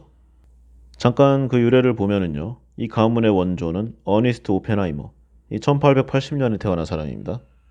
독일에서 이 유대인의 아들로 태어났는데 어린 시절에 영국 런던으로 건너가서 다이아몬드 브로커 회사에 취직을 하게 됩니다. 그리고 이제 약관 22살에 이제 그의 고용주가 원래 다이아몬드의 이제 생산지, 이 남아프리카 킴벌리로 가게 됐는데 이 사람이 워낙 일을 잘하니까 대신 보내요. 사업 수완도 좋았고 사교적이었고 뭐 여러 가지로 잘했으니까 곧 실세로 등극을 합니다. 이 어니스트가 이제 현재 미국인 광산업자와 이제 친분을 쌓으면서 이제 자본을 빌려와요. 그래서 여러 가지 좀 수완을 발휘해서 이제 큰 자금을 모아서 앵글로 아메리칸이란 광산회사를 차리게 됩니다. 당시에는 이 유대계 신분이 좀 사업하는 데 불리했어요. 그래서 영국 국적을 어렵게 취득을 했는데 자신의 뿌리를 감추고 싶어 했습니다. 그래서 이름을 이렇게 지었고요. 당시에는 이제 세계 최대 다이아몬드 회사가 영국의 세실 로즈, 이 아주 지독한 제국주의자예요. 이 사람이 설립한 회사가 드비어스. 이 세실 로즈가 당시 유럽의 유대 자본가인 로스차일드의 자금 지원을 받아서 남아프리카의 여러 다이아몬드 광산을 인수해서 결국 이 드비어스로 통합하게 됩니다. 이 세실 로즈의 경영 원칙, 다이아몬드 시장을 독점한 다음에 공급량을 조절해서 가격을 유지하는 겁니다. 뭐 카르텔이죠. 그리고 이제 눈에 좀 성가신 경쟁사 아니면 새롭게 개발되는 광산을 계속 공격해요. 뭐 심할 경우에는 폭파시키기도 하고 정치적으로 무마시키기도 하고 지독한 짓들을 서슴지 않고 했다고 합니다. 이러던 중에 당시 남아프리카 트란스발 근처의 어떤 광산에서 초대량의 다이아몬드 광맥이 발견되는 일이 일어납니다. 당시 광산의 주인이 이제 드비어스 카르텔에서 막 갖은 막 유혹과 협박을 해도 버텼어요. 여기에 가담하지 않겠다. 너희들은 지독한 놈들이다. 그리고 혼자 싸울 수는 없으니까 이 광산주가 이 어니스트에게 손을 내밀게 됩니다. 어니스트 오펜하이머는 당시 자기 할 수 있는 일을 총동원했어요. 가능한 한 모든 미국과 영국 자본을 끌어들여서 드비어스와 경쟁을 벌입니다. 이 세계 최대의 광맥 또는 이 회사들이 싸우니까 당연히 공급량이 늘고 다이아몬드 가격이 급락하게 되겠죠. 게다가 추가적으로 뭐 이웃의 나미비아 이런 나라에서도 이제 큰 규모의 다이아몬드 광산이 발견되는 등 이제 반드비어스 전선 더욱더 그 세를 떨치게 됩니다. 어니스트는 당시 이 광산 도시 킴벌리의 이제 시장에 선출되기까지 해서 정치적으로도 더 유리한 고지에 올랐죠. 그래서 점점 좀 억압을 하고 압박을 하니까 이 드비어스 입장에서 보면은 뭐 매우 중요한 위치긴 하지만 전 세계의 욕을 먹으면서 이 미국과 유대계의 자본과 싸울 필요는 없었거든요. 그래서 드비어스가 이 어니스트에게 손을 내밀어서 매각을 제의합니다. 그래서 결과적으로 어니스트가 이 앵글로 아메리칸과 자신의 지분 참여를 통해서 드비어스를 인수하고 통합 드비어스의 회장이 됩니다. 오펜하이머의 드비어스는 세계 다이아몬드 시장의 90%를 지배하는 완전 독과점 기업이 되는 것이죠. 이 어니스트는 정말 능력이 탁월했다고 합니다. 여러 이해관계가 아주 첨예하게 대립한 이 회사, 그리고 각국의 좀 정치권과도 좀 얽히고 설켰는데 아주 잘 해결했다고 해요. 이 카르텔을 아주 철저히, 아주 유능하게 관리했다고 합니다. 독점이 곧 수익이라는 이전 세실 로즈의 원칙을 철저히 이행한 것이죠. 사례가 있는데 당시 미국에서 이 어니스트의 드비어스 카르텔을 좀 싫어했어요. 그래서 이 헬이라는 어떤 사람이 드비어스를 거치지 않고 앙골라산의 다이아몬드 원석을 독점하는 그런 계획을 실행시켰습니다. 어니스트가 바로 각국 정부에 영향력을 펼쳐서 바로 무마시켜 버렸죠. 이런 일들이 몇 번 이어지니까 이제 어니스트를 이제 건드리는 그런 사람들은 없게 됩니다. 그리고 이제 개인의 역량에 머무르지 않고요. 어니스트가 중앙 판매 기구라는 협회를 창설해서 세계 다이아몬드 시장을 총괄 컨트롤하기 시작합니다. 이 조직이 이제 2000년 초반에 해체가 됐는데 이때까지 약 50여 년 이상 세계 다이아몬드 시장의 공급과 이 가격을 통제한 엄청난 규모의 신디케이트로 활동했죠. 그런데 아까의 사례도 있듯이 이게 영국과 아니면 독일계의 이런 사람들이 차지하고 있으니까 미국의 반감을 샀어요. 특히 2차 세계대전 중에 보면은 이 군수물자 생산에 필요한 이 공업용 다이아몬드 같은 걸 이제 어니스트가 미국에 공급하지 않았어요. 다만 당시에는 전쟁 중이니까 괜히 우리를 안 도와주는 거에 그치지 않고 원한을 품는다거나 하면 좀 피곤하잖아요. 그래서 일단은 놔뒀는데 미국 입장에서는 이제 미국을 도와주지 않고 반독점 행위를 했다. 이걸로 이제 슬슬 공격을 하기 시작합니다. 어니스트도 위기감을 느끼고 당시 영국 식민지였던 남아프리카에서 활동하면서 유대교를 버리고 영국 국교회로 전향해서 완전 이쪽에 붙어버립니다. 이러던 중에 어니스트가 사망하고 그의 아들 해리 오펜하이머가 드비어스의 회장을 승계하는 일이 일어나요. 해리의 시기에는 드비어스의 세계 독점이 잘 유지되었다고 합니다. 드비어스는 이제 세계 각지에 지점을 설립하고 그 영업을 확대했는데 당시 오펜하이머 제국이 이제 성세를 구가했고요. 다이아몬드 사업에서 번 돈으로 신문, 양조업, 기타 여러 산업에 진출해서 수백 개 기업을 지배하게 됩니다. 그리고 해리가 이 남아프리카 백인 정부의 이 흑백 인종 차별 정책이죠. 아파르테이트. 이거를 좀 굉장히 심하게 비난했다고 해요. 다만 이게 인종차별을 반대한 게 어떤 도덕적인 시각에서 나왔다는 뭐 그런 것보다는요. 사업의 이해관계와 관련이 있다는 분석이 많습니다. 전 세계에서 백인 정부의 인종 탄압을 비난하는 가운데 미국과 유럽의 고객을 유지해야 했기 때문일 것이죠. 그리고 중간중간 좀 여러 차례 미국과 신경전이 있었는데 그때마다 겨우겨우 넘어가긴 했어요. 그런데 이제 참다 못한 미국이 이제 드비어스의 칼을 빼들었습니다. 미국이 잘 쓰는 방법이 있죠. 반독점 제소. 미국에 의해 제소되었고요. 드비어스사의 임원들은 미국 입국이 금지되었습니다. 하지만 그럼에도 오펜하이머가의 사업에는 뭐 큰 타격을 입지 않았다고 해요.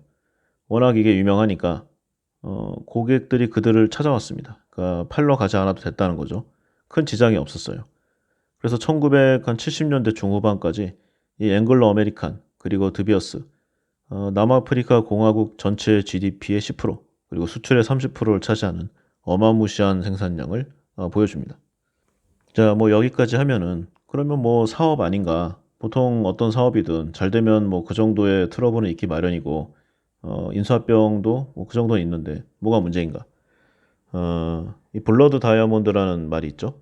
다이아몬드의 주 산지인 아프리카에서 이 전쟁의 목적이자 자금원으로 이 무장 세력들이 현지인들을 착취합니다. 그렇게 해서 채취한 다이아몬드를 일컫는 말이 이건데요.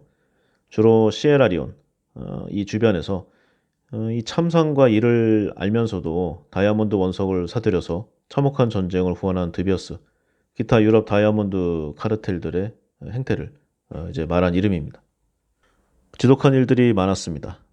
강제노동, 소년병 납치, 그리고 주민들의 손발 절단을 통한 공포 전술, 이런 걸 활용해서요. 수십만 명의 손발 절단 피해자를 만들어냈습니다. 이 과정에서 좀 점령지에서 나오는 다이아몬드를 판매한 금액으로 이 전쟁 비용이 유지가 됐죠. 중간 과정이 좀 너무 끔찍하니까 생략하고요. 결과적으로 전 세계 사람들이 이 다이아몬드를 비싼 돈 내고 사줬기 때문에 아프리카 현지에서는 수십만 명이 죽거나 손발이 잘리는 끔찍한 일들이 일어났습니다. 사람을 죽이거나 말거나 신체를 훼손하거나 말거나 다이아몬드만 가져다 주면 전 세계가 앞다투어서 돈을 줬죠. 이 때문에 아프리카에서는 사람들의 손발이 잘리고 목이 매달렸습니다. 요즘도 뭐 크게 달라진 건 없을 듯한데요. 예전에는 결혼할 때 다이아몬드를 이제 결혼 선물로 주는 경우가 많았죠. 결혼 기념이라고 몇 달, 몇 년치 월급을 모아서 다이아몬드 반지를 산다. 그러면 반군이 그 돈으로 무기를 사서 사람들을 쏘아 죽이고 아이들의 손발을 자르는, 그래서 피해 다이아몬드라는, 이 블러드 다이아몬드라는 명칭이 붙게 됩니다. 그런데 뭐 이 다이아몬드가 뭐 우리 같은 뭐 서민들이 사는 그게 문제가 아니잖아요. 전 유럽과 전 세계에 좀 힘 있는 사람들이 전부 이 다이아몬드 사업, 이들의 카르텔을 적극적으로 비호했습니다. 그러니까 이제 중간에 유통 사업자가 전 세계를 농락했다고도 할 수 있죠. 미들맨의 폐해, 뭐 이런 좀 공부를 할 때 보면은 항상 이 드비어스사의 사례가 많이 나오고 있습니다. 이야기를 좀 계속 이어보면은요. 아까 이제 둘째 이제 해리까지 이어받았다가 뭐 무난하게 갔다고 했잖아요. 근데 문제는 이 해리의 아들 니키 오펜하이머가 받으면서 일어나기 시작합니다.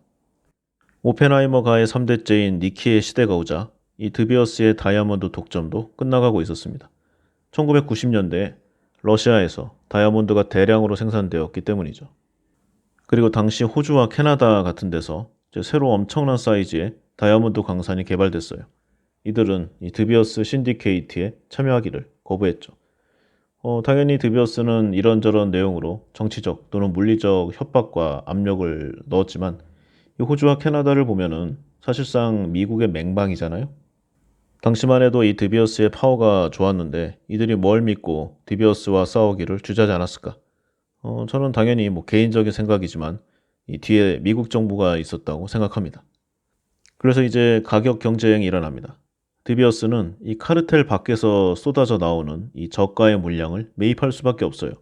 가격을 유지하려면 어쩔 수가 없죠. 하지만 카르텔을 벗어난 물량이 워낙에 많은 데다가 일개 기업이 아무리 크더라도 적자를 보면서 물량을 소화하는 데는 한계가 있었습니다. 여기다가 전 세계적으로 이 블러드 다이아몬드에 대한 문제, 그리고 비난, 이게 계속 들끓었잖아요. 거기다 정치적 공세도 세졌습니다. 드비어스의 세계 다이아몬드 지배력을 보면은 1980년대를 이제 90% 정도로 해서 정점으로 봐요. 이후에는 급락해서 2020년 정도를 보면은 이제 드비어스의 세계 시장 지배력이 한 20%대 후반까지 떨어집니다. 이 정도면 이제 과점 체제로 돌아왔다고 할 수 있죠. 그리고 미국을 비롯해서 각국 정부에서 다이아몬드 시장의 투명성 요구가 높아졌습니다. 사실 이게 뭐 아름답다는 좀 이미지를 주입해서 그렇지 그냥 돌이잖아요. 어떻게 넓게 보면은 좀 단단한. 이게 뭐가 그렇게 비싼 건지 사실 좀 의문이 있었는데 어린 시절에 이 얘기를 하면은 주위에 이제 동창 여하구들로부터 많은 좀 원성을 예, 받았던 기억이 있습니다. 어쨌든 이런 여러 좀 정세 변화에 의해서 이 드비어스의 세 번째 CEO, 세 번째 오너인 니키 서서히 오펜하이머 가문의 몫을 빼게 됩니다. 그러니까 다이아몬드 시장에서 빠지는 거죠. 그래서 후대까지 오면은 이제 당시에는 정말로 획기적이었던 흑인 CEO를 선출시키기도 하는 등 좀 나름의 여러 쇄신 정책도 했다고 합니다. 그리고 이제 이 사업이 점점 끝물이 보이니까 이제 가문의 지분을 점점 뺐죠. 결국 2010년대가 들어서면은 이제 니키는 이 드비어스 지분의 절반 정도를 앵글로 아메리칸에 매각하는 강수를 두게 됩니다. 당시 매각 대금은 미국 돈으로 51억 달러였는데 이게 말이 안 돼요. 이거 분명히 이면 계약이 있을 겁니다. 이로써 오펜하이머 가문이 세계 최대 다이아몬드 회사 드비어스에 대한 경영권을 놓는 이제 그런 일이 일어나면서 이 드비어스 미들맨 카르텔은 이제 무너지게 됩니다. 다만 형식적으로 이 니키의 아들 이 조너선인데 이 조너선 오펜하이머는 이제 드비어스사의 비등기 이사를 맡고 있어요. 일종의 예우라고 할 수 있죠. 그래서 결국 드비어스 카르텔은 이렇게 붕괴하게 되고요. 오펜하이머 가문이 떠나간 후에 드비어스는 2020년대 이후 최악의 수익을 기록하고 있습니다. 자, 이상의 내용으로 지루할 틈 없는 경제학, 옥스퍼드 경제학자가 빠르게 짚어주는 교양 지식, 이 책의 이야기 몇 가지를 한번 살펴봤습니다. 그리고 중간에 역사적인 내용이라던가 그리고 우리에게 좀 접해 있는 당장 우리가 직면하고 있는 부분들도 좀 봤고요. 처음에 이야기했듯이 40개가 넘는 이제 챕터를 보여주고 있지만 각각의 내용이 꽤 충실합니다. 그러니까 좀 대충 슬쩍 보고 넘어가는 수준이 아니라 이런저런 내용을 생각하게끔 하는 좀 꼬리에 꼬리를 무는 좀 연상법을 할 수 있게 그런 도움을 주는 책이라고 생각합니다. 그냥 가볍게 처음에 잡았다가 꽤 오랜 시간 여러 가지 내용으로 좀 공부를 해봤고요. 사고의 폭을 확장하는 이제 좋은 시간이었다는 이제 그런 평가를 내려봅니다.